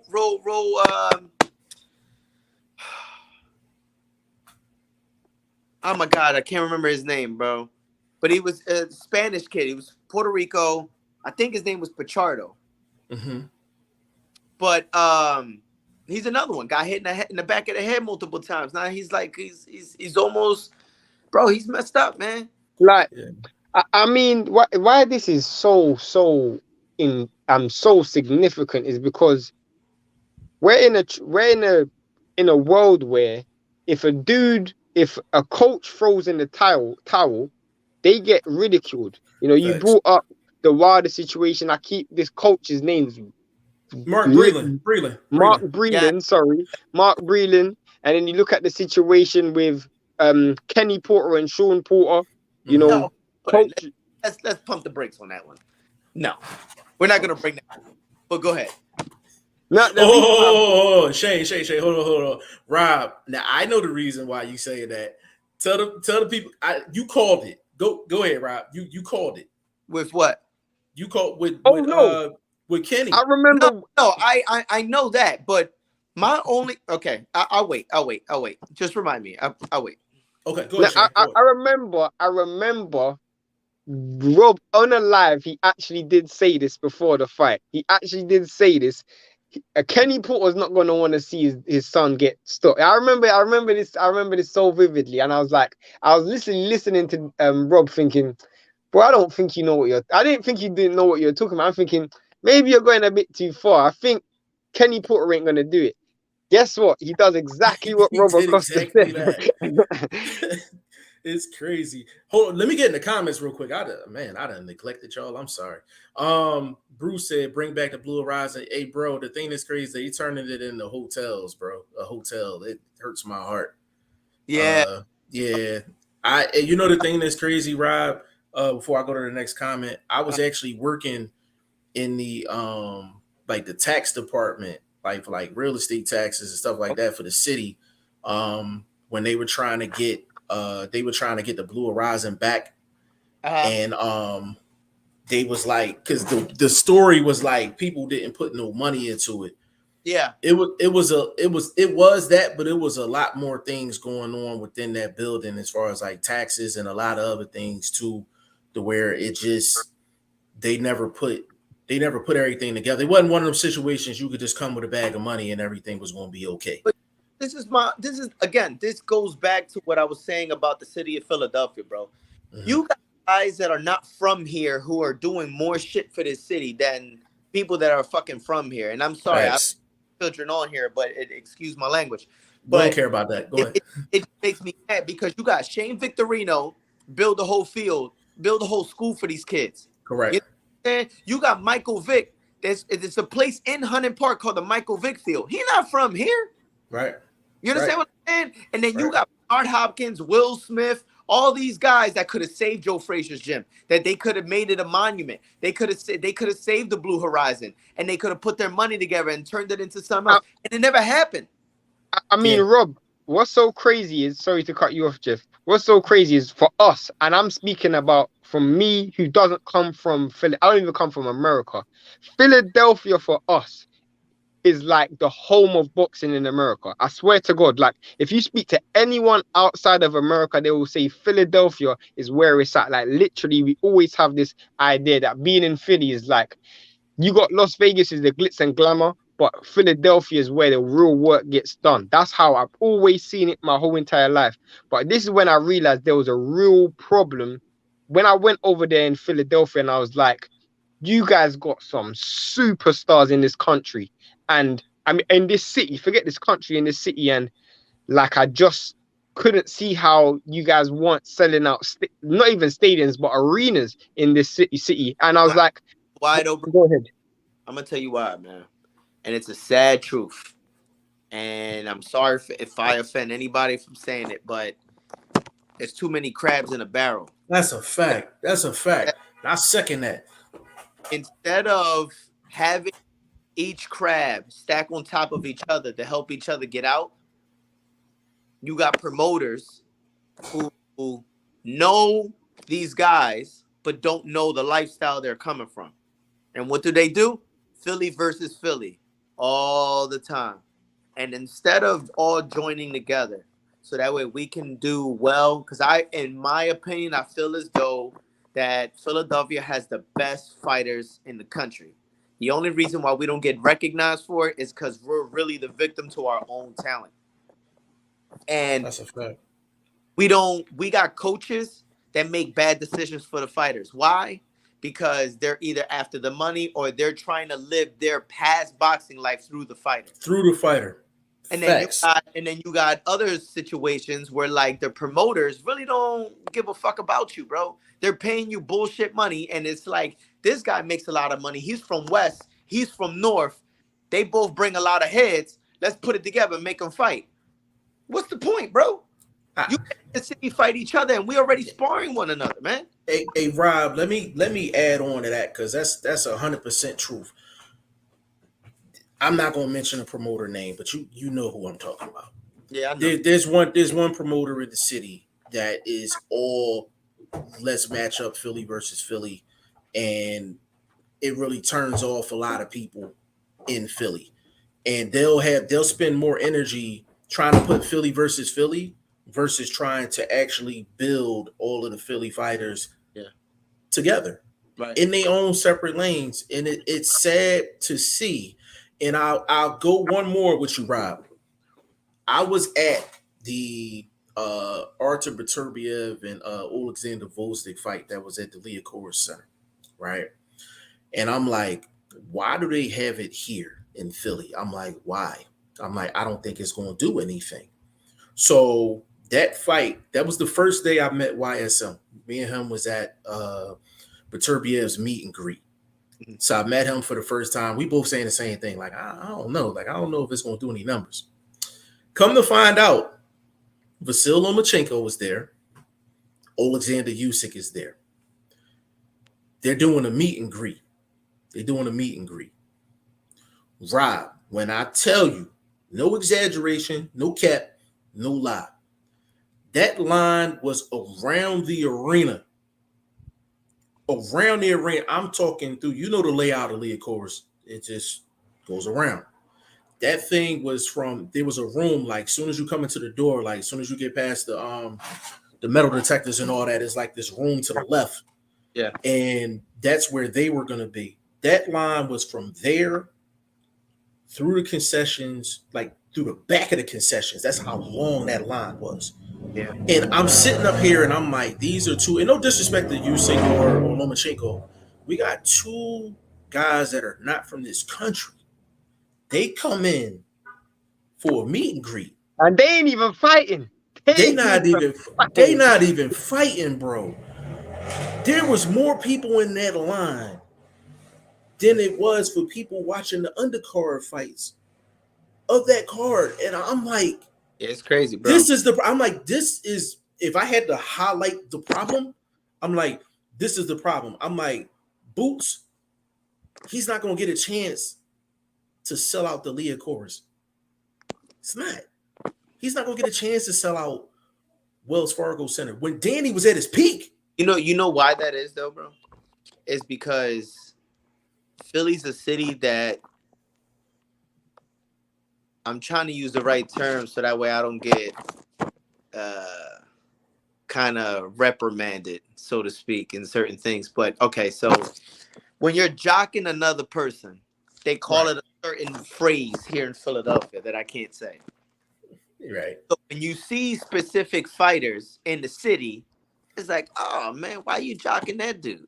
You know what I'm saying? Mm-hmm. It's support.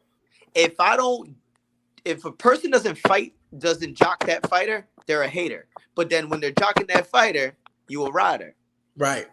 You know what I'm saying? So when the city has a foreigner to Philadelphia come to the city, everybody want to go crazy. Oh, you know what I'm saying? Like, listen, people will go nuts if they saw certain NBA players. But if they saw AI, it's like, that's AI. Facts. Like, come on, bro. That's true, bro. It's just a familiar face. It's never respected. Never respected. Back to the point that I was saying earlier. Philly gets love from other outsiders looking in. You know what I'm saying? Like, we're a victim of our own poor attitude towards so many other things. And it's a shame. It shouldn't be that way. Now, I'm Philly made. I'm not from no suburbs and no shit like that. You know what I'm saying? Born in Brooklyn. I was born on vacation. That's what I tell people. And then I moved into Philly when I was 3 months old. I was raised in Philly my whole life, bro. And I remember growing up, and when they had ciphers on the corner and everything else, it was always Franklin Street versus 7th Street. And it never changed, bro. But when you see the New York rap video, they got the whole hood behind them. Facts. It's crazy, bro. Facts. It's a lot of the residents here, a lot of the Philadelphians have a negative mindset, and it's like it's a one for all for one type of thing. Because in all honesty, we got some of the best lyricists, the best musicians, the best painters, the best workers. We got the best fighters, the best ball players. You name it, we got it. And they always got to go outside the city to get compensated. Outside the city, but when you go outside the city and you make it, he forgot about us. Exactly. Come on, exactly. bro. It's with Philly is the weirdest.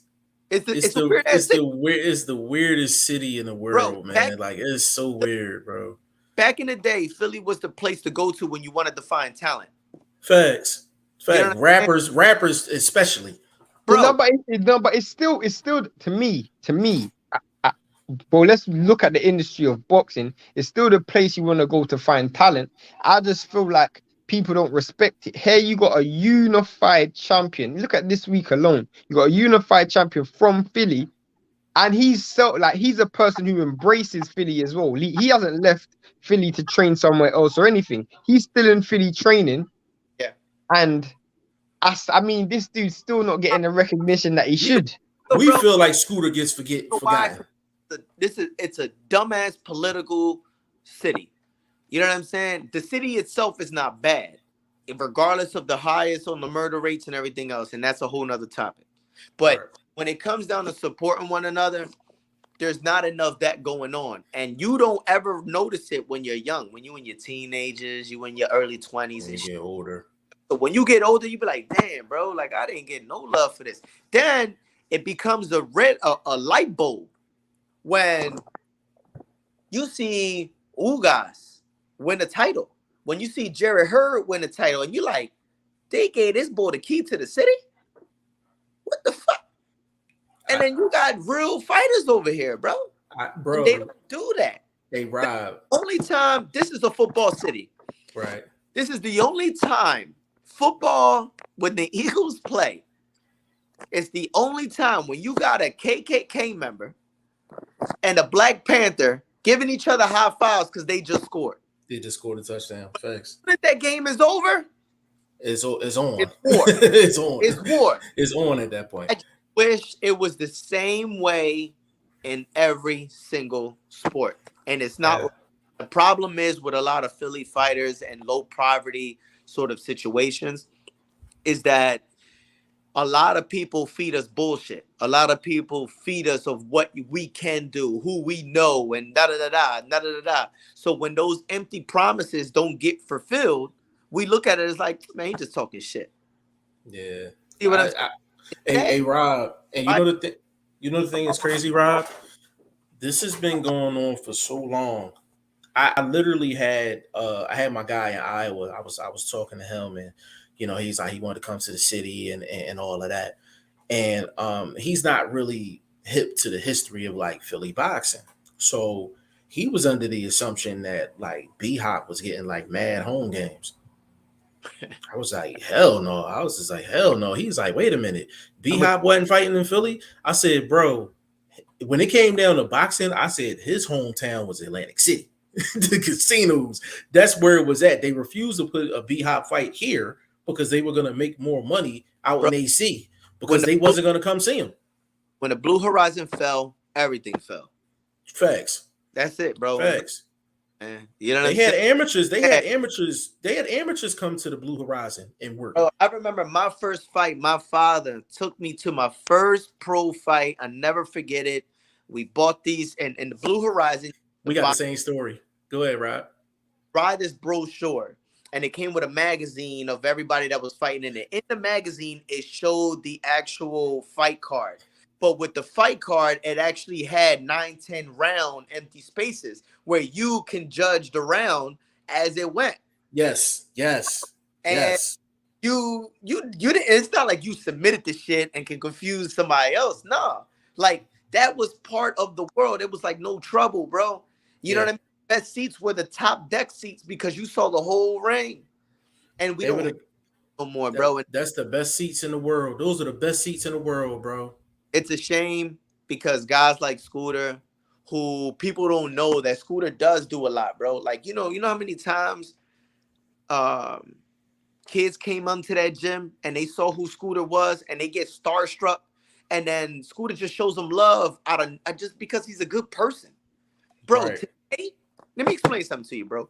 Today, Boots went to go talk to some kids. Mm-hmm. They loved it. To the point that Boots started signing kids' skin, like autograph their arm, their forehead, sneakers, shirts. Like it's crazy how he showed up to his own city with the police that trying to develop that bridge the gap feel to talk to the youth, and not one time that shit was anywhere. That's crazy, bro. Yeah. That shit ain't cool. That's a problem. That's a problem. That is a problem. Let it be a shooting in around the corner at a gas station, or let the gas price go up 10 more cents. You're gonna see that shit all over the damn place. Wow, man, that shit ain't cool. But it is. Hold on. What was your first fight? What was your first fight at the Blue Horizon? I'll tell you mine. I was so young. I wish I can tell you. My uncle took, and Shane know this story because I told it to him before. My uncle, so we grew up off of 29th and Girard Avenue. Oh, okay. So you weren't far. Yeah, I wasn't far at all. We was so we was on 29th and Master. So I grew up on Corley Street. So that's Corley Street, Hollywood, Yeah. Myrtlewood, all that. So my uncle, I think I might have been about 8, something like that, took me to Blue Horizon. The first person I ever seen at Blue Horizon, Charles Brewer was the main event. That's funny. Charles Brewer Sr. was the main event. So it's weird as hell. And I'm like, damn, I'm old. I'm seeing his son putting in work. You know what I'm saying? And one of my favorite like action fights is Charles Brewer Sr. and Antoine Eccles. That's one of my favorite, You like talk one of my about that favorite fight fights. all the time. Bro, anybody that hasn't seen that fight, like, that's like violence to like the utmost. Like You might want to run Charles through those Brewer. comments. Oh yeah, let me run through these comments real quick. So somebody's got YSM, comments for Rob as well. So that's how I was saying okay. it. YSM said Fulton versus MJ, Boots versus Crowley should sell out Wells Fargo, but not likely. I agree. Andre Southgate here, listening, good talk. Salute to y'all. Salute to you, bro. Let's see. Sir Ant says salute G5 in the chat. Big shout out to you, family. Sir Ant said good point. Number one Packers gamer, 100. Bruce, he said, I don't know what that is. Bruce said Philly is the Mecca. He said Philly is the Mecca. Yeah, facts. Will Stokes, he said, yo, Rob, much respect. I'm 19 years old, who's trying to get my amateur career properly going. I was speaking to Jeff, asking if I'd be able to ask you some basic questions. Let me know if that works. Yeah, go He's ahead. in the UK, right? Shane? No, Will's in Canada. He's in He's Canada. from the UK. His family moved like 2 years ago. Ask whatever questions, bro. I'm open. If I'm not gonna answer, I'm gonna just tell you straight up, I'm not answering that. The thing that's crazy, just and Rob, we really appreciate you being on here, but we enjoy talking to the coaches more than the darn fighters. Like to keep it real. Like I'll tell you why. For me, I got somebody prefer, that told me that too, man. They good friend of mine. you just get more real shit. Like I mean, me personally, like what I like talking to the brains behind the outfit. You see my point? Like a lot of fighters, unless they're at a certain level of maturity and intelligence, they're just gonna talk about things from an emotional point of view. And I understand that's entertaining, and I guess most media people, they love that. They love to chop up the entertaining part of things, and they can get clicks and stuff like that. I hear that. But for me, I actually want to learn. Like, I'm not gonna learn from a fighter just dogging another fighter. I get it. You're trying to tell the fight it's cool. So Shane, man, a friend of mine once told me that same thing that what you two are saying. They rather hear the coach's voice rather than the fighter, because the fighter always has to remain professional at all times. Right. You know what I'm saying? They will always answer things on a level where it's somewhat of a bias, but very cautious of how they say things, to where you got a guy who can break things down and make a person that doesn't know nothing about boxing and quite understand it. You know what I'm saying? And Greg is great for that. So, you got other people that can put things in perspective that'll make you understand certain things by using different analogies. You know what I'm saying? So it's always great to talk to the coach. But sometimes you got coaches too who are very emotional with it too. And sometimes it's always great to learn from everybody. But, just take it with a grain of salt with everyone and just learn as much as you can learn from everybody. No, that's a fact. That's 100% facts. Hold on. I just got a message on my phone.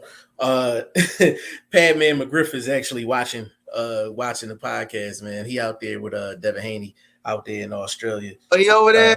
Yeah, good luck to y'all, man. Good luck to y'all. Seriously. He said big shout out. He said big shout out to you, Rob. And he said great show. So you're doing great work, man. Listen, man. Hey, bro. My man, Leon always tells me good things about the whole camp and everybody else over there, man. That's my guy right there. So I'll be Yeah. tuning in. I'm gonna watch y'all from the airport, and I love Devin Haney, man. I would love to go work with Devin Haney. I really, What really would. what would you say? Like, would you say he would have to look out for? In fact, both fighters, because you're a boxing man. What would you say both fighters have to look out for? Each other and make a prediction on how you think the fight's going. So Haney to me he's so skilled, right? He's very, very smart. He knows the one thing that I can say, he knows how to make great adjustments in the middle of the ring. This is where I'm gonna say it's gonna really show Devin Haney's talent. Now, this is why I say that. Any of you can tell me how many world champions came out of Australia? Recently or in general? In general. I mean, off the dome, I can think of. I can think of maybe 4. Four. It's not a lot. That's not a lot, right? No. Now, what can you say with anybody that's recent? Obviously you got Jeff Horns, Rafa, Zoo, It's a contender. Lucas Brown. They're It's they're not very many. limited. Not many. Yeah, limited. So, how loud do you think that motherfucking place is gonna be? Well, Yeah, it's gonna, Loud. yeah, it's gonna So, be Right. loud. explain something to you, cause like on some serious shit, it's gonna be so loud in there that neither fighters might be able to hear their corner. So it's now gonna be up to the fighter himself to like, yo, I'm gonna make these adjustments. And I really think Haney got the talent, he got the IQ to really do his thing. Now, the only thing about Kambosos is that he knows he's in his city. He knows that people are watching. So he's gonna try to be cautious, but also try to be dominant. But if Haney can establish the right game plan, he's gonna make this shit look easy. I see it the same way. And Rob, you want to give you a recent example of what you just said.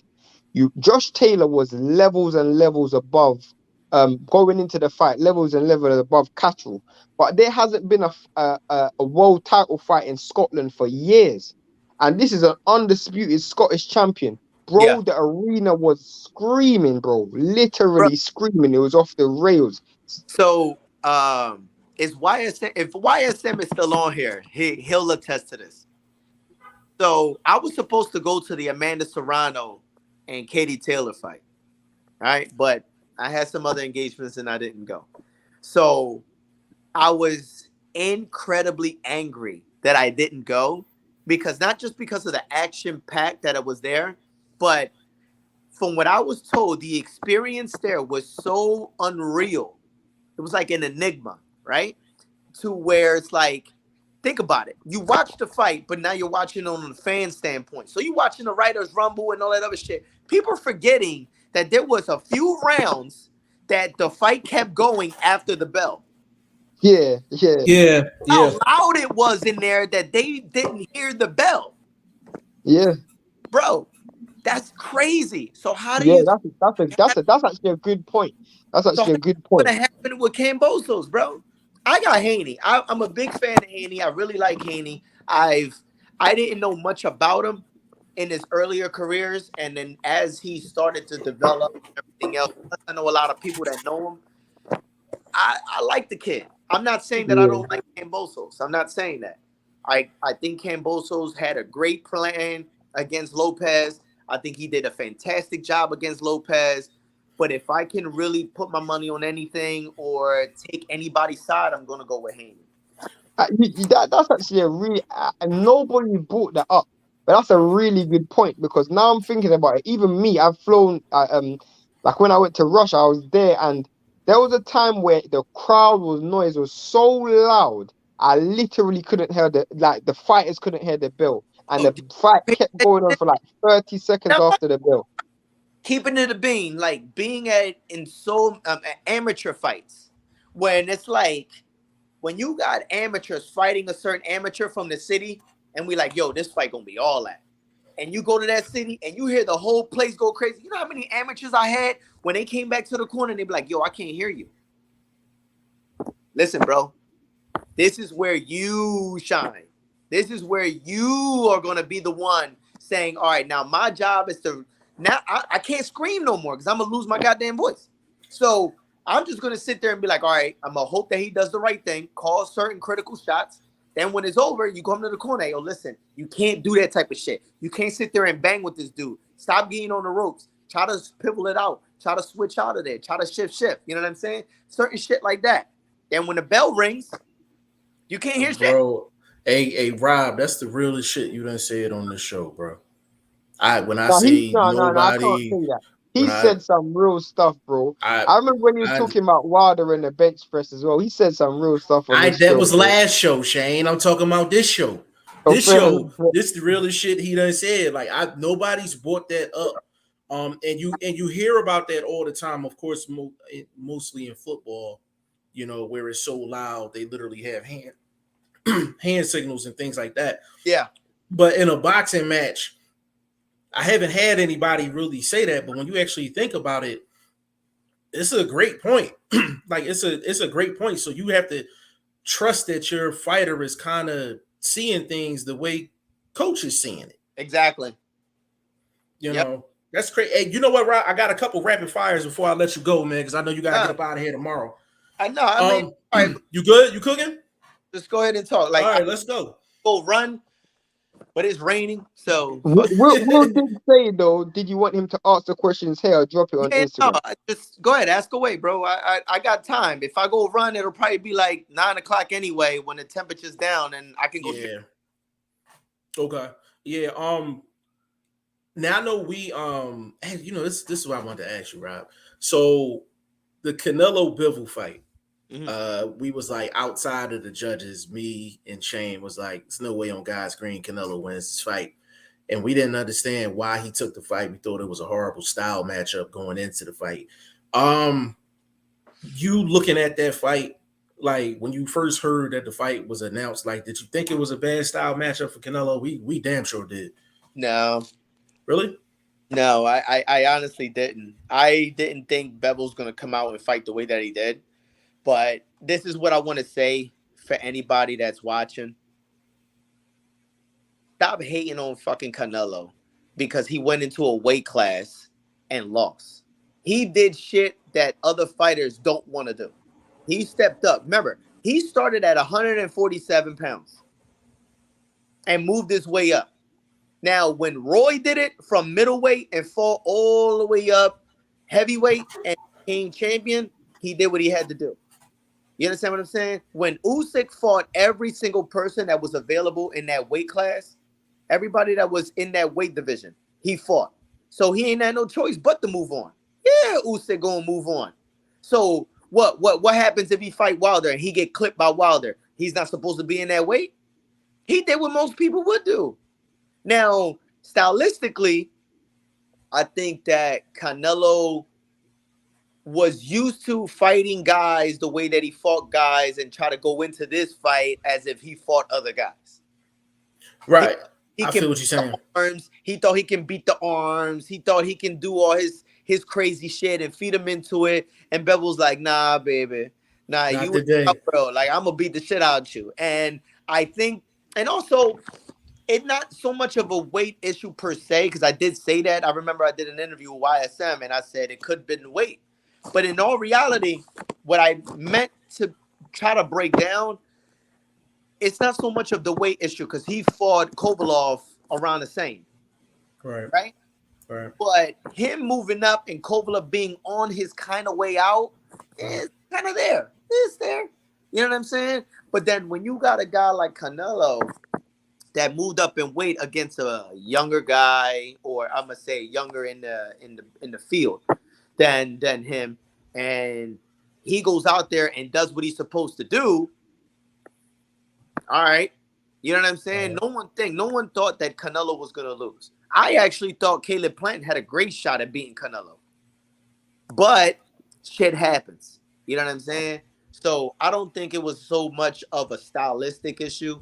I just think that he could have went into that fight with a better game plan and prepared himself a little bit better for a guy like him. Yeah, I didn't. I think Canelo looks small at 175. I really wish he just stay at 68. Yeah, but then Um, saying that shit when he beat Kovalov either. well, me personally, I didn't even though he fought Kovalev and beat Kovalev, I felt like 75 was just too much for him. I understood why he did it. That's true. That's 100% fact. So look, listen. Danny Garcia started off his career. He's at 140, dominated 140, and he was the fucking man at 140. Went up to 47 and only beat guys that are not naturally 147.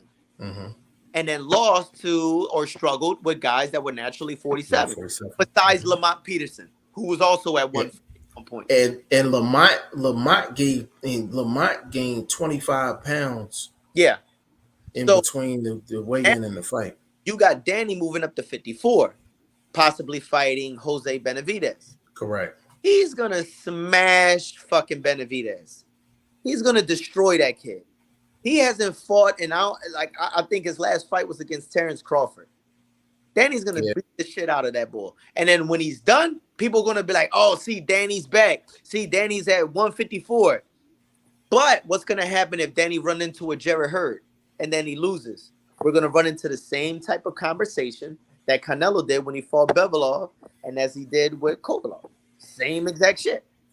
Yeah, it's a cold world. I tell people all the time, I say it's a cold world for a fighter. It's a cold world, bro. Shit, that's bottom line. You know, boxing fans they just don't know shit, and they just look at it from the outside looking in. I don't care. Yo, I don't care what you got. Yo, but at the end of the day, I don't like that because some of these fighters, they love to critique, but would never jump in the ring and get punched in their fucking face. Yeah, no, none of them. Yeah, you know what I'm saying? I'm not going to sit there and listen to some of these guys critique fighters or critique coaches like they can go in there and do a better job. And the thing about it, bro, is I'm like, even in the line of work that we're in, I'm like, you got to come in the door. Number one, you got to wipe your feet when you walk in the door. You know what I'm saying? Wipe your feet. Just respect and defer. You defer to the coaches. You defer to the people that know what they talking about. And then you sprinkle your 1-2 in. You know what I'm saying? And you don't have enough of that. You don't have enough of that just in the sport, period. Like in the sport, period. Like I don't even like calling fighters like bums and stuff like that. I don't like it because I'm like, they would whip anybody, any non-boxer in the city ass. Like, you know what I'm saying? Like, it's a whole different level. True shit. So I after Boots fight and all that, I ran into Earl Spence. And of course, him and I just started talking shit to each other about what's going to happen and everything else. But the one thing that I did say, I shook his hand and I told him, all jokes aside, I want to tell you something. I'm dead serious. I was like, I'm being serious at this point. So he looked me in my eyes and I said, I'm glad you recovered from that accident. And I'm glad your eye is at 100%. I was like, I would never come at you on something that has to do with your personal life. I would never come at you on something that has to do with your resume, with anything assassinating your character in any way.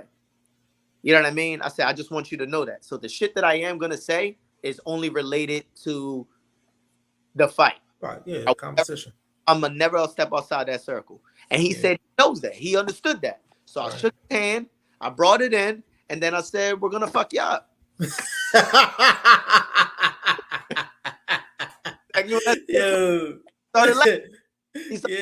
But that's me being on the comic side. Like, if you know, anybody will tell you that know me, I will be dead serious with you, talk with you. Can I ask a question? I'm going to just throw a joke in there because I'm an asshole. Like, fuck. You know what I'm saying? I mean, I'm kind of choppy right now in terms of the signal, so I might ask it in a second. But what I was going to say was, what do you guys think of the rap comments from Kambosos towards Devin Haney? What do you think about that? Say it again.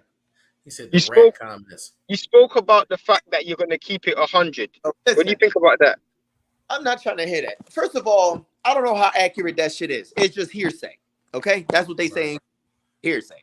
So for real, Kambosos could be saying that Devin Haney gave him information about Lopez's camp, but you can't sit there and criticize Haney and not call him and basically defamate his character about going against another countryman when Kambosos was sparring Pacquiao for him to get ready for Jeff Horn. Jeff Horn. That's exactly what Padman McGriff said. Listen, I hope Haney goes over there and does his damn thing and brings them bitches home, so that way we can sit there and really celebrate on some real shit. You know what I mean? I don't like that stuff. I mean, the craziest thing is, what's it called? The craziest thing, America's not even a country that's unified like that. A city might be, but you guys go against each other. I rarely see unity in the country. That's cool, but let it be in their own country, bro. Okay, let me ask you this, right? Right, Shane? Who's your favorite soccer team? Manchester United. Okay, if someone with you the same soccer, they like the same team, and they talk about one of the players or the team playing shitty that day, how are you gonna feel about that? But that's their favorite team too. I'm gonna feel shitty also. Huh? I'm gonna feel shitty also. Right. Now, what you gonna do if a person that does not like the team, they like another team that's your rival, and then they're talking shit? What are you gonna say? I'm gonna talk shit back. There you go. Exactly. You see my point here? So it's like, it's okay for us to talk shit to each other because we're from the same home. Don't talk shit about my home and you're not from that home. Right. You know what I'm saying? Right. Don't do that. Yeah. But Padman McGriff said the same exact thing, man. He said the same exact thing. He was just like, yo, like you help Pacquiao get ready for Horn. Yeah, get the fuck. That's your countryman. Man, I'm not trying to hear that, man. Yeah, like that's crazy. They're making it happen, and I'm glad that Haney got a nice little corner behind him and all that. I hope he brings that belt home. That's all. Yeah, and we was trying to explain to people like that Haney got, of course, Bill Haney not being there. Of course, it's a factor in a sense because he's used to having his dad with him. That's like if Boots had a fight and Bosey wasn't with him on a particular fight, like it's gonna be an adjustment. Yeah. He's gonna be okay, but it's gonna be an adjustment. He's used to having his dad there. But I'm like, Haney got so many OGs with him right now that we be trying to tell people like, yo, like he's good, like he's solid. Isn't McGriff the same one that helped him in the amateurs? McGriff, he didn't help him in the amateurs, but McGriff was actually with Teofimo when Teofimo was like 16.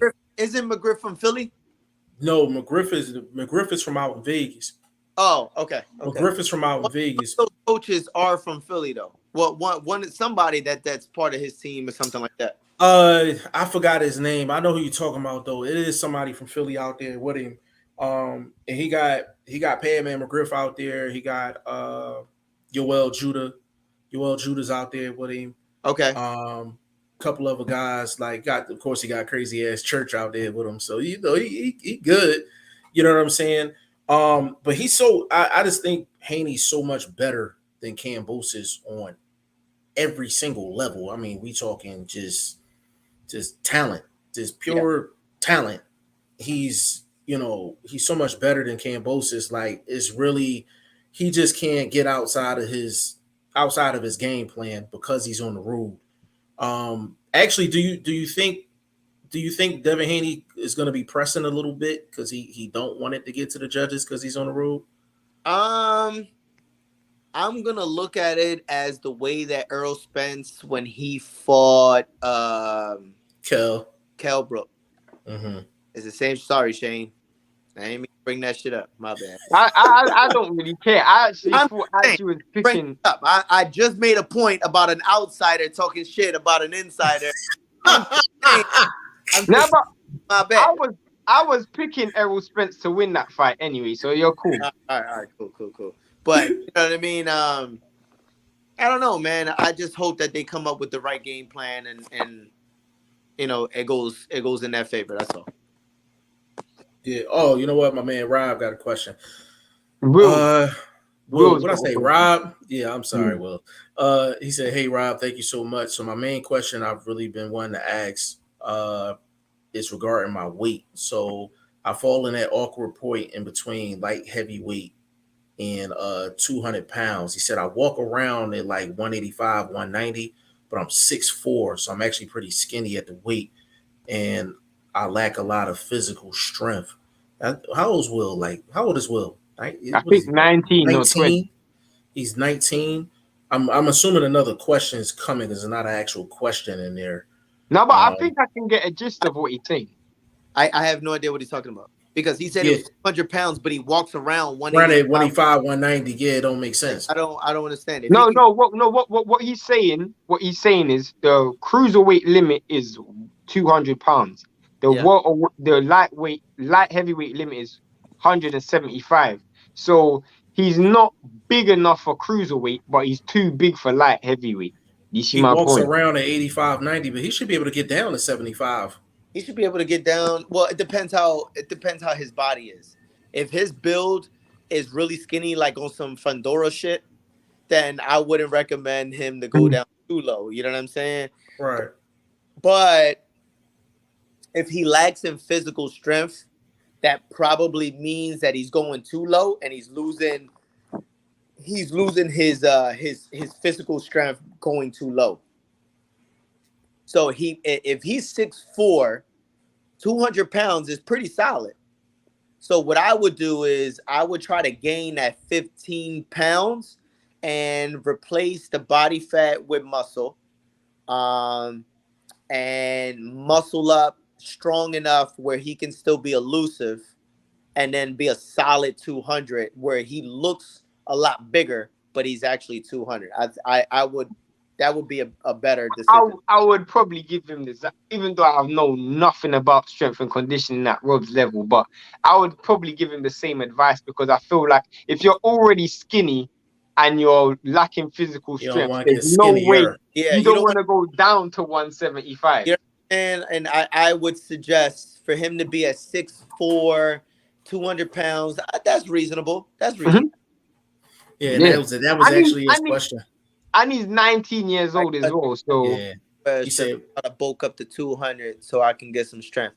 Well, I don't know if you were listening, bro, but if you were, then that would be my best suggestion. I would go from 185 to 200 and gain some nice muscle mass, but reduce the amount of body fat percentage that your body has. So that way you can feel solid all the way around, but you don't want to bulk too much because then you're gonna not feel elusive. You're gonna be all bulky and be throwing like John Pascal and shit. he said, I'm also getting bigger as I get older. Like when I was 16, I was like 155, and now I'm 19, and I'm naturally going up to 185. So yeah, I mean, that Rob advice, 19 at 185 pounds. I mean, that is pretty big. And he's 6'4". You got like 2 more years of growth or 3 more years of height growth what's anyway. the thing though? At 19, he's probably already reached his highest point in height. So he's not going to get any taller. But his body will start to fill in. The more of a muscular man strength is what we call it. Yes. He's going to develop. So I would try to get a head start and go up to 200 right now. Yeah. And you know the thing that's crazy, Rob, and it's crazy you said that because we was talking to Mushin. We was talking to Mushin, and Mushin was like, he was like kind of like in between like the cruiserweight, but he's a little too small for the heavyweight. So I definitely understood where Will was coming from. Actually, Tree James had that same issue, but he actually went down to 175. I've always thought that every weight class division is 7 pounds either way. And then you go from 7 pounds, 7 pounds, 7 pounds to 25 pounds. I think that's just crazy. Like the difference between 160, 168, 8 pounds, 154, 147, 7 pounds. And then you go from 175 to 200 pounds. It's just crazy to me. So I'll leave it alone before we get to the next, several, because I want to answer as many people's comments as I could. So I'll make it quick, but let's just say you weigh 180. You know you weigh 180. You fluctuate between 179, 183 on a regular, right? And one day you're celebrating at a barbecue and you eating like a motherfucker, right? You eating heavy and you know you put on weight. You probably actually only put on about 3 pounds. The next weight class up is 7 pounds, 8 pounds, 10 pounds. How you think that shit feels? Gain up all the way. Imagine eating enough where you're gaining 10 pounds. You know how uncomfortable you're gonna feel? You feel uncomfortable. You're already unbuttoning your jeans when you get in certain points, and then you're leaning back like. But then people, you rarely, and I mean, what you're saying is a good point. You rarely see people move up unless they're struggling to make weight and their rehydration is being affected. In other words, for Virgil Ortiz's aspect, Virgil Ortiz is way bigger than Castano. He should be at 154 pounds. Now, condition that he was in comes from rehydration over exertion of training, not proper diet, bad cutting the weight. That's all comes into factor, bro. But How do you cut weight, by the way? That's exactly what I mean. But when I tell people strength and conditioning is not really as respected and honored, and that's my job to try to change that era, because most coaches only know what worked for them or what their experience worked. But then they tell them stupid shit. Like they'll say, oh, just eat a salad or just do this. No. There's so much more science behind it that you got to be very cautious on how you do it. I mean, there's another comment, but we're going to get to that in a second. You're in a camp where I look at the two main dudes in that gym, Scooter and Boots. Both of those dudes, I can visibly see walk at a weight higher than their actual weight class. They're just very, very physically strong individuals. Without giving away the money game plan, how do you cut weight and rehydrate healthily? And when does it become a danger? Like, when is it dangerous? Like, you start seeing the rehydration and cutting weight a bit dangerous. So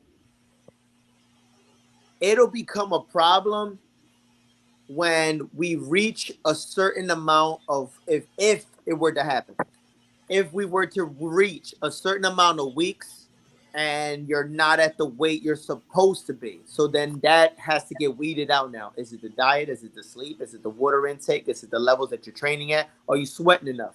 Et cetera, et cetera, et cetera. So when it becomes to a point that you're decreasing in your performance because of the weight loss, that's something that has to get brought to an attention, and then that's when further decisions need to be made. I've seen, like, I'll give you an example, Anthony Yard. Like, when he's on the scales, he literally looks shredded. Like, I don't know how he does. Like, there's literally, his body is just sucked of all life. And then in 24 hours time, this dude is pumped back up to this muscular frame. How is that possible? Levels of sodium and rehydration, water. Obviously, listen, bro, you know how much you have to eat to gain weight? It's a lot. It's people just think that you can just eat a bunch of shit and then you gaining all this weight. That's not how it works. You understand what I'm saying? You have to eat more than what you burn. That's where it comes down to. But your body, like if you cut down to a certain, like what you said with Yard, he can cut down all that weight, eat a whole pint of ice cream, and not even gain an ounce because his body is just gonna absorb it immediately. You understand what I'm saying? So right. For guys like that, you just gotta be it. The rehydration part of conditioning is so paramount. It's so important because any wrong move, any wrong thing you intake, whether it's by beverage or by solids, can really make you lethargic, and then now you're fucked up and you have no idea what's going on at the fight. I mean, I wish you could tell me. I know you can't because obviously it's what you do for a living. But I wish you could actually tell me the art of rehydration, because it's probably my biggest fascination when it comes to coaching. Because I can break down technicals when it comes to boxing, pad work, footwork, different transitional training. The one part I actually don't know about is because there is an art to rehydrate. There's literally an art to do it. I don't know how that works, and obviously you can't tell me because that's what you do for a living. But yeah, He had to kill you.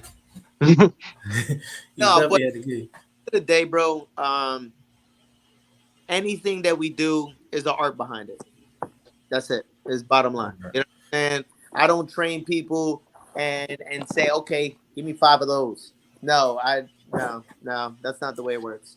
Like art, your conditioning camp is already planned out prior to day one. I know what I'm doing from day one all the way to the final weigh-in day. Right. But that's let me get in these comments real quick, Rob. Will said that, okay, this is interesting. So my question though is, how do I put on mass without losing my attributes? Like my brother followed a bodybuilder regimen and gained a ton of muscle, but it wasn't functional.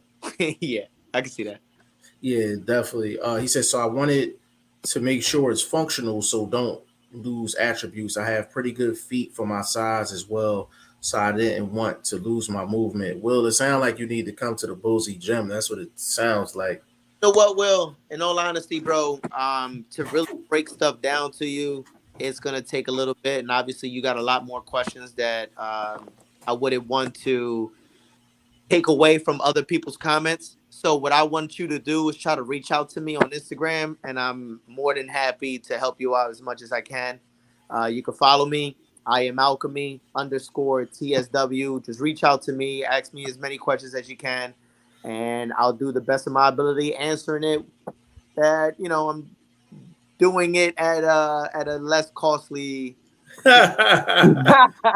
Hold on. He won our fantasy league. He got some money coming over his way. He about to get $550. So he good. Rob, I know you sell shakes, so at least he can buy at least a shake from you or something. All honesty, bro, I just like to help people, man. I love to communicate with the public. I love going into and talking about this shit. I could do this shit forever. You know what I mean? But in reality, if that's what you want to do, bro, just hit me up and then I'll talk. I got you. I sent it to him. Hold on, Padman text me. He said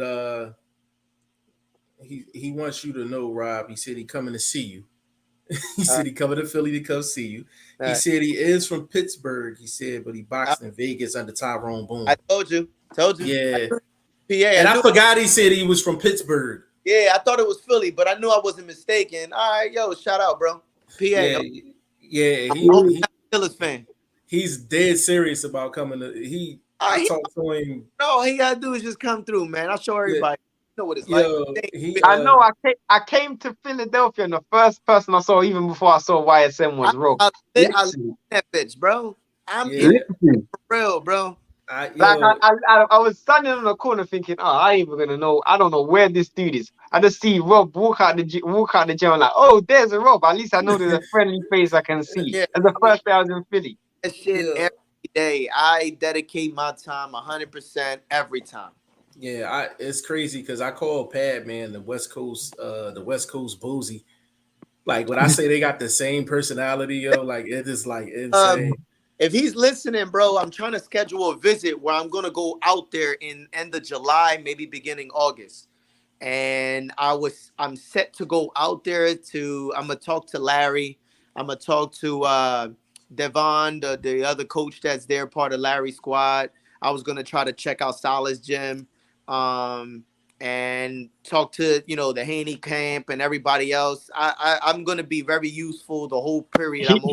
He's actually originally at the Mayweather camp. So if you speak to Padman, I'm gonna talk to these guys. Hopefully I can just develop a decent rapport, man. Look, bro. Oh no, we gonna line that up. We gonna.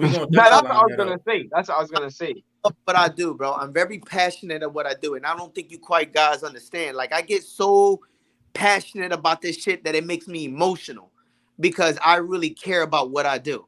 Right. You know what I'm saying? Like, Right. People don't know my life story, and I don't expect them to.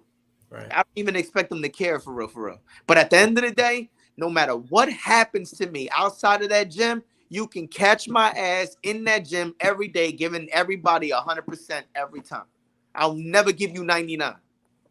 That's a So fact. I take that shit serious, man. So it's like if I can go, if I'm going to Miami, I'm gonna go to Vegas. I'm going everywhere. I'm putting all these strength coaches that don't get the respect and all that other shit on the map, bro. It's just a whole new. Bro, you know the thing that's crazy, Rob. So we did an article on Padman, right? And this is kind of an example. You never know who's watching, who's listening, who's reading. So we do the article on Padman. We do the interview with Padman. Padman hit my phone. Rob, Padman can confirm this. Me and Shane trying to get in contact with this dude all day. We like, yo, what time, bro? What time? What time? He refuses to answer. So I get a text. I'm supposed to be to work at 11. He texts me at 9:00. Bro, start a live up. I gotta get some stuff off my chest. I'm like, I'm looking at my phone, Rob, no lie. I'm like this. I'm like, what? I'm like, it's 9:00. I'm getting ready to get dressed. I said, you know what? Screw it. I just, you know what I'm saying? I hooked it up. I put him on and it just went crazy. It was like it was a coach that was close to the fighter that was kicking that real shit. And everybody just jumped on it. And that's why we always say we want to hear the coaches, bro, more than the fighters. It takes a passionate ass person to hear people's words and know, like, yo, I'm very passionate about this shit. Yo, you know what's crazy? So I didn't think being passionate for anything, unless if you were involved in a sport, ever existed until I seen Jim Lampy one time talk about his years of commentary in his years of boxing, and he got so emotional when he talked about the Mickey Ward and Toro Gotti round. Toro Gotti. He fucking started crying, bro, and I was like, "That's the passion that I'm talking about." Yeah, you gotta love this shit, bro. Yeah, no, fact, and like it's a fact because I'll give you an example, like, and I know we're literally at the bottom of the totem pole when it comes to importance of boxing and stuff, but like for us, especially like when we see passion, you got to remember for us, me and Jeff, especially when it comes to boxing, doesn't matter where in the world it is, we could be in Australia, America, UK, we got to cover like in unsociable hours. So we might be on live, literally ask Jeff, there's been times where we've watched 4 consecutive cards and we're on live for like 5 hours in a row, just watching fight after fight, commentary after commentary after commentary, literally no, and you can't do that if you don't love it. You see my point? So I understand exactly what you're talking about this, man. And sometimes your passion and my passion are relatively the same. However, we have 2 different views. We speak different languages. Right. For example, Greg Hackett, that's my guy. I love that dude. I would listen, bro. I love Greg to death. I really, really do. But when he sits there and talks his shit about boxing, even though I feel as though I know a lot, I keep my mouth shut. I just let him talk because I enjoy hearing how he breaks shit down, and I learn just listening to him for real. Because I'm like, that shit actually makes sense. What did I say today, Jeff? Didn't I say the exact same thing? I said, Jeff was like, oh, I want to get Greg Hackett. And I was like, there's one thing I'll say about Greg Hackett. I watch so much different like things on YouTube. One thing about Greg, which I'll always say, he thinks so different to any other American boxing fan. Not any other, but majority American fans. He's different, man, and he's not biased. He not biased. Side, and he'll bring it, bro. I can listen to that dude all day, bro. I really. I had one big issue when it comes to that boots camp, which was everybody in this gym understands how great Boots is. And then I heard Greg Hackett speak, and I'm like, Greg Hackett's probably the only one in that, not the only one in the gym. He's probably the only one who probably look at it and go, all right, cool. You're here, but you need to be here. You see my point? He's always keeping this dude in check. And I'm like, you need that in your camp. I ain't gonna lie, man. You need that shit, though. You need that shit. Dead serious, bro. Like, it's... Yo, shout out to Greg, man. That's hey, Rob, that's this right now. He's working a corner tomorrow with Corey, James Martin, and they out there in Houston, Texas. So I hope that all goes well and everybody walks great. Yo, I'm still mad at James Martin, man, because I needed that Vito Milnicki rematch, man, because they was fronting like that John was a fluke or something, man. I said I needed that rematch. What other comments do you want me to get to? You got let me see. Will Stokes said, one other thing I should mention is that my body naturally keeps skinny for some reason. So even if I eat a lot, I have struggled to gain weight. So get a help. So I'm gonna send it to you in the DM. Bro, I'm gonna let you care about that shit. Just hit me up, bro. I got you. Boxing Kings Archive says salute G5 Goodfellas podcast. Speaking of man strength, can you ask Coach, does he think Devin Haney has fully developed into his man strength punching power? So good question. I've heard stories of what Haney be doing to people in the gyms. I've heard a lot of stories. And you know what? Every single story is incredibly believable because right now, Devin walks at a specific weight. He spars at that specific weight, and he dominates at that specific weight. So in reality, Devin Haney, even though that he's young, I do believe that it's going to come a time where he has to move up in weight and he's going to become incredibly dominant. And you're going to see a whole different level of strength when you see him hit people. Hey, Rob, hold on real quick, Shane. Let me tell you how much we on the same page and we haven't talked. Shane, did I not get on the You said that yesterday. You said that yesterday. I said that yesterday on the show, Rob. I said, yo, Devin Haney and sparring is something different. Yeah. And I said, there's a reason why you don't see that in his actual fights. And I couldn't put my finger on why, but you really just broke down. Yeah, it's when once he start, and I'll give you guys an example of it.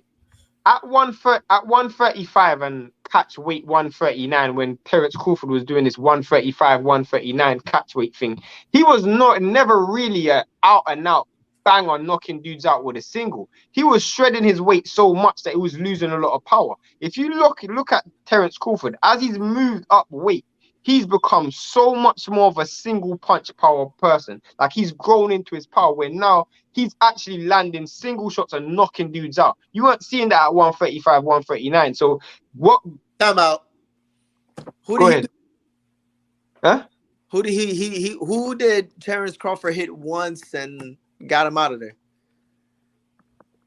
Okay. All right. Go ahead. Go back to what you were saying. All right. So go ahead. All right. When I mean, well, in a sense, the reason why I was saying that is because I watched Terence Crawford when he fought Ricky Burns, and I watched Terence Crawford when he was fighting at 135 and 139, and this was a dude who he could box real good, but he never had the spike that I'm seeing now. It supports the point that you're saying. Let's put a pause on it real quick.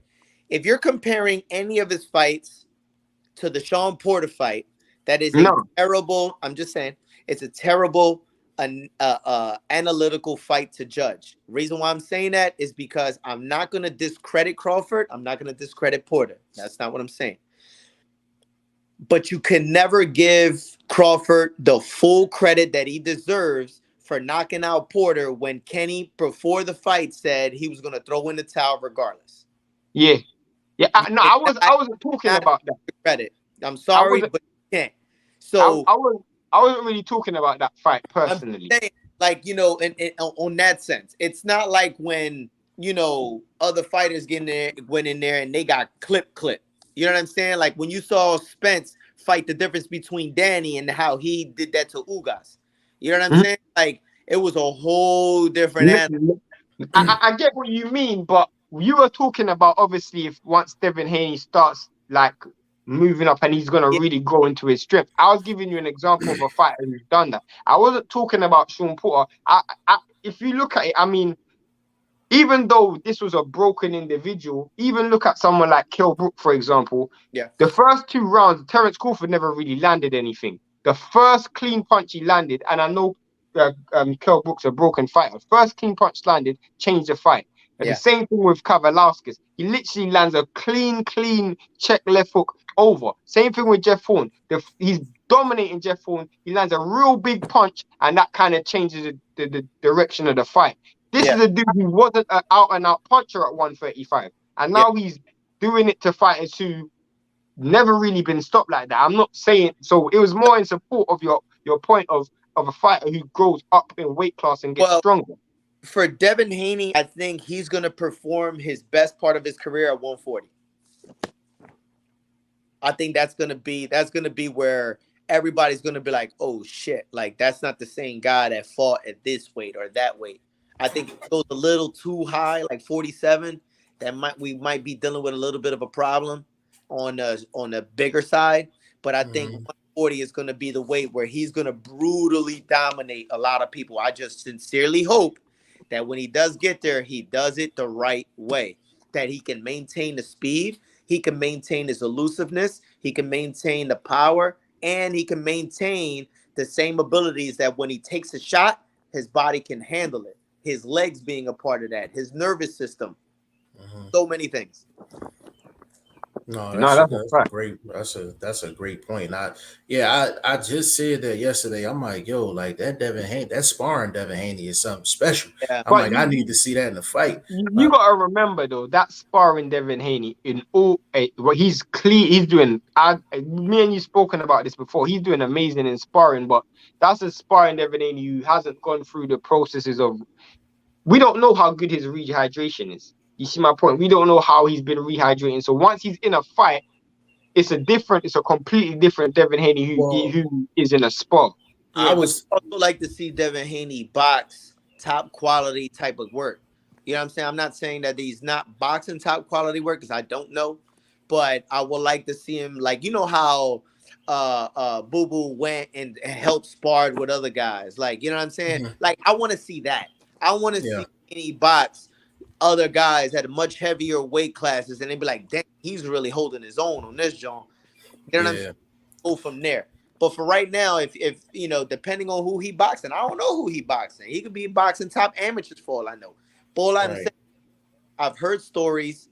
I do believe it based off what I know when it comes to this condition. That's what I'm saying. Yeah, and the reason I keep bringing up Devin Haney and the sparring Devin Haney, all of the physical attributes, cool. His mentality is like I even when you see like videos of him like sparring, it's like he's in kill mode. Yeah, and I'm like, it's nothing better than watching a skilled guy in kill mode. Like, you know what I mean? Like that's absolute. That's absolute. Yeah. I mean, who would you say has a? Because I have an opinion about this. I guess I'm probably going to be on my own. Who would you say is a higher seeding, Shakur Stevenson or Devin Haney?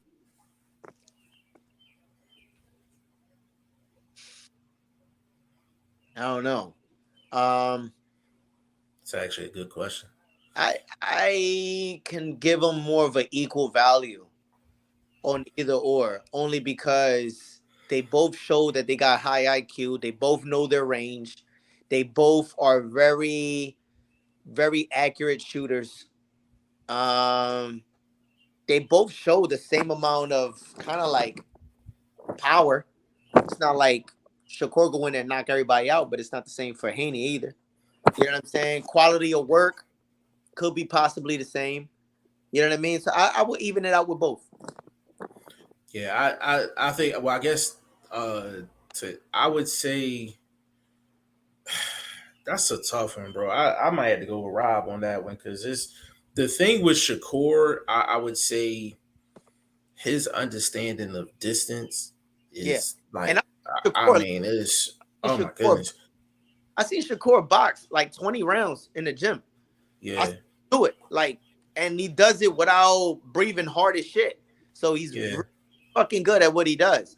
But again, I'm just only comparing from what I visually see from both parts and saying I can't give someone more of a higher value or a higher seating rather than another. I would both say this is what I'll say.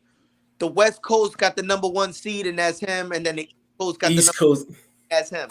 yeah, I feel you. Rob, and you know the thing that's crazy is like I think probably the one attribute in every great fighter is their understanding the distance is like next level. So you take a Haney, distance, Shakur, distance. I think Spence is one of the best in the sport in terms of his judging the distance is crazy. Your mindset has to be different when you're going into the long distance. You know what I'm saying? Right. Yeah. What other anything? Let's see.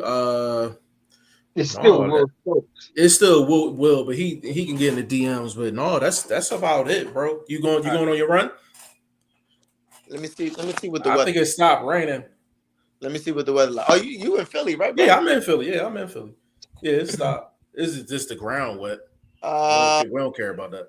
So I'll go a little bit, like about 8:40. So I got about good 20 minutes. Okay. Question is, I wanna answer that question myself. Well, read it, Shane, and then answer. He says, this is Bert Wachati. Will we see Ahmed Aliyev versus Stephen Fulton? Now, you know what? That question is so funny because, I mean, I know Fulton, that's a fight he's going to want more than anything because it's undisputed. You know, for him to be undisputed, that will be so significant. But what I find so funny is the fact that Ahmed Aliyev, his like claim to fame, for example, or where he became most known, especially on stateside, was him beating Danny Roman. Right. You know, and right. Since then, he hasn't quite continued the trajectory. Whereas if you look at Fulton, he's gone from Angelo Leo, Brandon Figueroa, and now Danny Roman, and you're just starting to think that where it would have been like from a fanfare perspective, 50-50, I feel like a lot of people are leaning towards Fulton more now, you know, and I feel like that might also affect negotiations also because someone like Fulton, you know, I'm not saying I personally don't know him. He's one of my favorite fighters though, but I don't know how that would affect him from a negotiations perspective. You know, he's got the momentum. He's got the PBC backing behind him. He's the unified champion. Obviously, Ahmed Aliyev is as well, but he won it at one time. He actually didn't fight 2 different champions. So Fulton's got the momentum behind him. Does that affect the negotiations? And to answer your question, will we see it? Well, it depends on how easy it is to negotiate with each other. You know, so that's my question. It comes down to politics. It comes down to what makes money. It comes down to make sense. It's the brutal truth about the sport. It's a disgusting part of the sport where a number 1 mandatory cannot fight the world champion because there's a loophole where the champion can fight another champion and then vacate and no penalties get done. Like, there's too many fucking belts. There's too many promotion companies that don't get along. So at the end of the day, will we see a fight? Possibly. Will we? Will not? Who cares? Like, at the end of the day, we got to focus on Saturday. Saturday, Scooter's going to go out there and do his damn thing. And then from that point on, we'll see who's next. Yeah, I think athletically, I think where Scooter is going to separate is I think the IQ is higher, and then just physically, I just think he's better. Physically, he's so much better than Danny Roman. Were you talking about Roman? Oh no, he's gonna mock Roman. I thought you meant the MJ fight. My bad. No, the MJ fight, the MJ fight. That's a classic. That's a classic situation where Shane, you're 100% right. Like he's kind of been like this, where Fulton he going up. You know what I'm saying? Crazy. Crazy, bro. He fought a lot of undefeated fighters. Yeah. Beat people that people didn't think he was gonna beat. You know what I'm more impressed with? When he, like I always say, you gotta make a believer out of me. That's what I always say. What I'm more impressed with this dude is this dude takes your style and beats you at it. That's what I love about Scooter, bro. That's why this dude's one of my favorite fighters in the sport. He takes I, your style and beats you at your a, style. That's what a, I love. a Rob, I when I seen when I met you and I seen Scooter like for the first time like in the gym, we just got finished watching the fight with Leo, and I'm like, it took for me to see him physically in person. I'm like, oh, I said I see why he went in there and kind of like bullied the bully, because I'm like, he's bigger than the bully. Like, you know what I'm saying? I'm like, Scooter a bad boy, bro. he's Scooter bigger bad. than the bully. I like Yeah. I like Scooter a lot, but also too, you know, I'm a little biased on the Scooter sense just because like I personally know him, so I'm Yeah. always gonna support. You could say anything, you know, like I'm just biased towards Scooter. Yeah. He's that's a bad dude inside that ring. And Yeah, I that think question, that next question is a good question. Yeah, that next question is a I'll real get good this question. one. Yeah, I'm gonna actually ask this one, then we gonna get about this joint. Um, Will Stokes, he said, "Hey, I'm not asking questions about me anymore." He said, "I'm just asking in general how much." He said, "Rob thinks a fighter's physical strength relates to his punching power." Relate to their punching power. All right, so you're talking about them being physically strong opposed to. So you're saying strong, but compared to knockout power is what you're asking. Yes, that's what it sounds like. Yes. So, so you got okay. All right, this is how I'll compare it. So you got Tank, you got Rolly. Physically strong, you got to go with Rolly. Yeah, he got knockout power, but he's physically strong. He was able if that was like a more of a tussle match, you gotta favor it a little more on Rolly's side. To Mhm. where Tank is so explosive, but he got knockout power. So he has actual physical, natural knockout power. He can touch you from any angle at any speed, and he's gonna put you right out. So he has that power. So where Rolly can be compared to where he'll telegraph a little bit more. You can see a lot of them punches, but you don't want to get hit with those shots. Mhm. So another comparison would be like Deontay Wilder. Deontay Wilder has one hitter quitter power. Mhm. You can see it coming. Where Anthony Joshua was physically strong, you saw it, but he didn't have that knockout power that Deontay Wilder can possess. So to compare the two, there are fighters that possess both, and then there are fighters that have more of a physical strength rather than a knockout power. So for me, I would say like Mayweather has physical strength. He's very strong.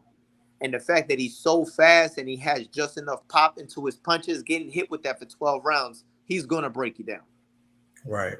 Where you got a guy like a Marcos Madonna who probably got one hitter quitters, who's just knockout power. You know what I'm Right. saying? But Right. physically strong, he may not be as strong because he's not as there. But there's certain people that's you Yeah, know well, but there's people that possess both, like a I know Baturbia, for I, example. Yeah. you know what I'm saying. Like I think Tank possessed both.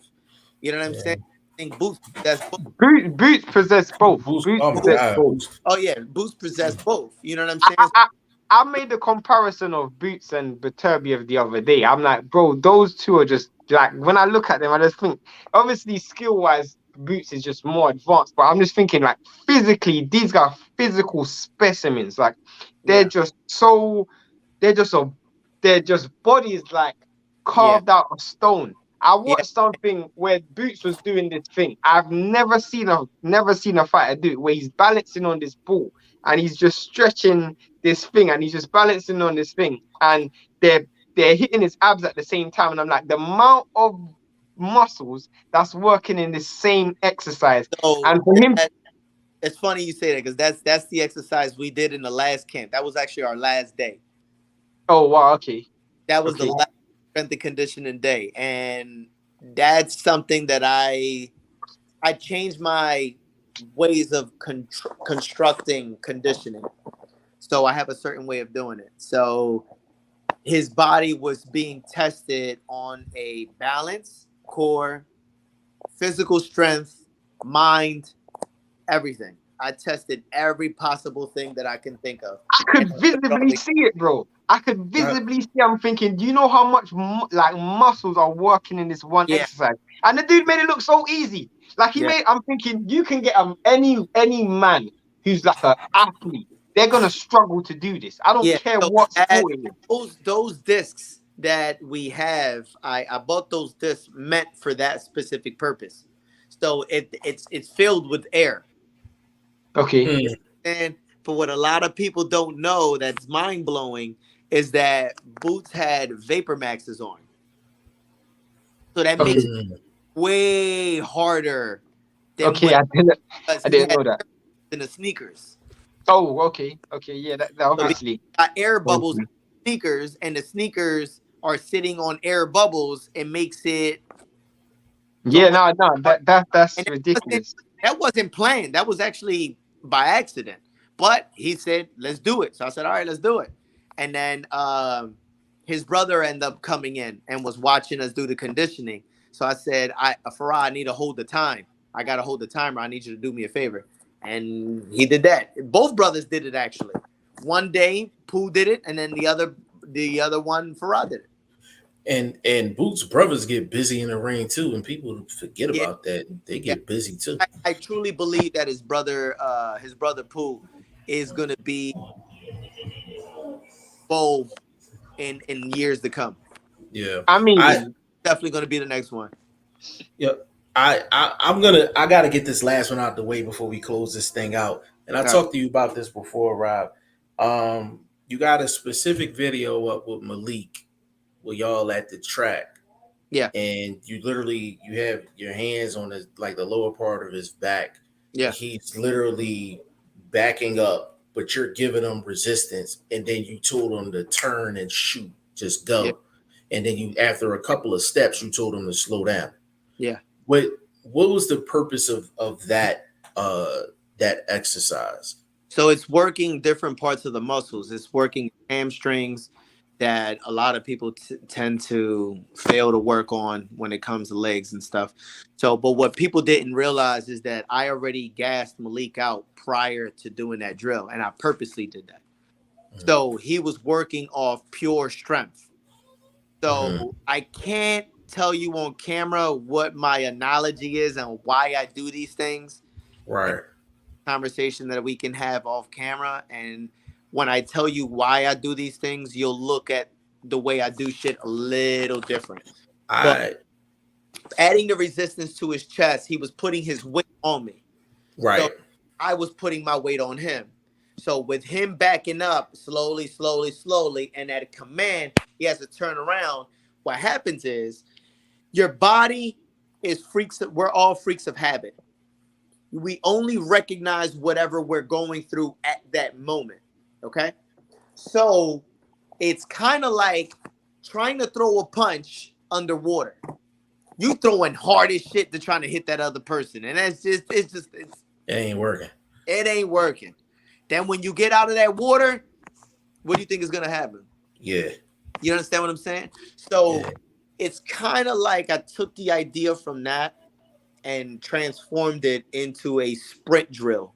But it's so much what you guys saw wasn't the full thing. Like there was things that added to get to there. So I had to get to certain levels to make sure that we can get there. But to answer your question, it helps out with explosiveness, and because his mind was already exhausted from everything else, it allows me to see where his performance at when he's mentally exhausted.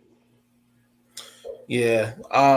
Shane, I'm gonna actually send you what video I'm talking about, but bro, we gonna close this thing out, man, because as Rob said, like, passion come in a lot of different ways, man. Like, we passionate about what we do. Like, we'll literally sit and fucking rap all goddamn night. Like, I literally, before I let you go, Rob, I gotta tell you this quick story, bro. And Shane, remember this. I literally had did an interview with Ivan Robinson, right? So we going back and forth, we talking or whatever. So here go Padman. Padman hit my phone. Yo, you got Ivan Robinson on? I ain't never beat him before, man. Put me on. So I'm like, all right, cool. So before I got the text, Ivan Robinson, I ended the live with Ivan Robinson because he just got out. He just got out the gym with Nafia Charles and all that. So I was like, I ain't want to keep him too long. So I took him off. I bring Padman in. He like, yo, where's Ivan Robinson at? Like, where he's like, I can talk to you. We cool and all, but he was like, where Ivan Robinson at? Ivan Robinson never left the backstage, like on StreamYard. Like he never left the backstage. He was there the whole time. He like, was there the whole time, 5 minutes, just waiting sitting and there, listening. just listening and waiting. So I'm like, bro, I'm like, you want to jump back in? And he like, yeah, I'll jump back in. So I literally sat back, and you know how you said when you listen to Greg, like you just shut up. I'm literally on camera with these two. They never met. They're going for about 45 minutes 45 minutes straight, bro. Just and Jeff literally has to force the live to end. I'm talking that good boxing shit. Yeah. And I'm just sitting there and I'm like, this. I ain't reading no comments, no nothing. I'm like in a zone. Yeah. Like I'm literally in a zone, and I'm like, before I knew it, we like 3 hours in. And right. I'm like, I'm getting yelled at. Like, look at this, like we're ready. 2 hours, we're 15 minutes away from 3 hours. Rob, I'm getting yelled at, like, yo, the food's ready, all types of stuff. It's beautiful.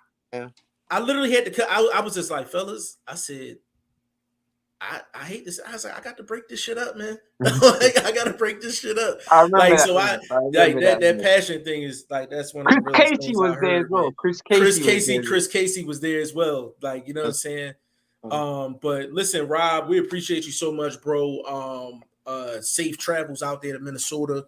And we know Scooter and Malik going, put on for the city for sure. Give them your social media, good brother. So y'all can find me at Instagram. I am alchemy _TSW.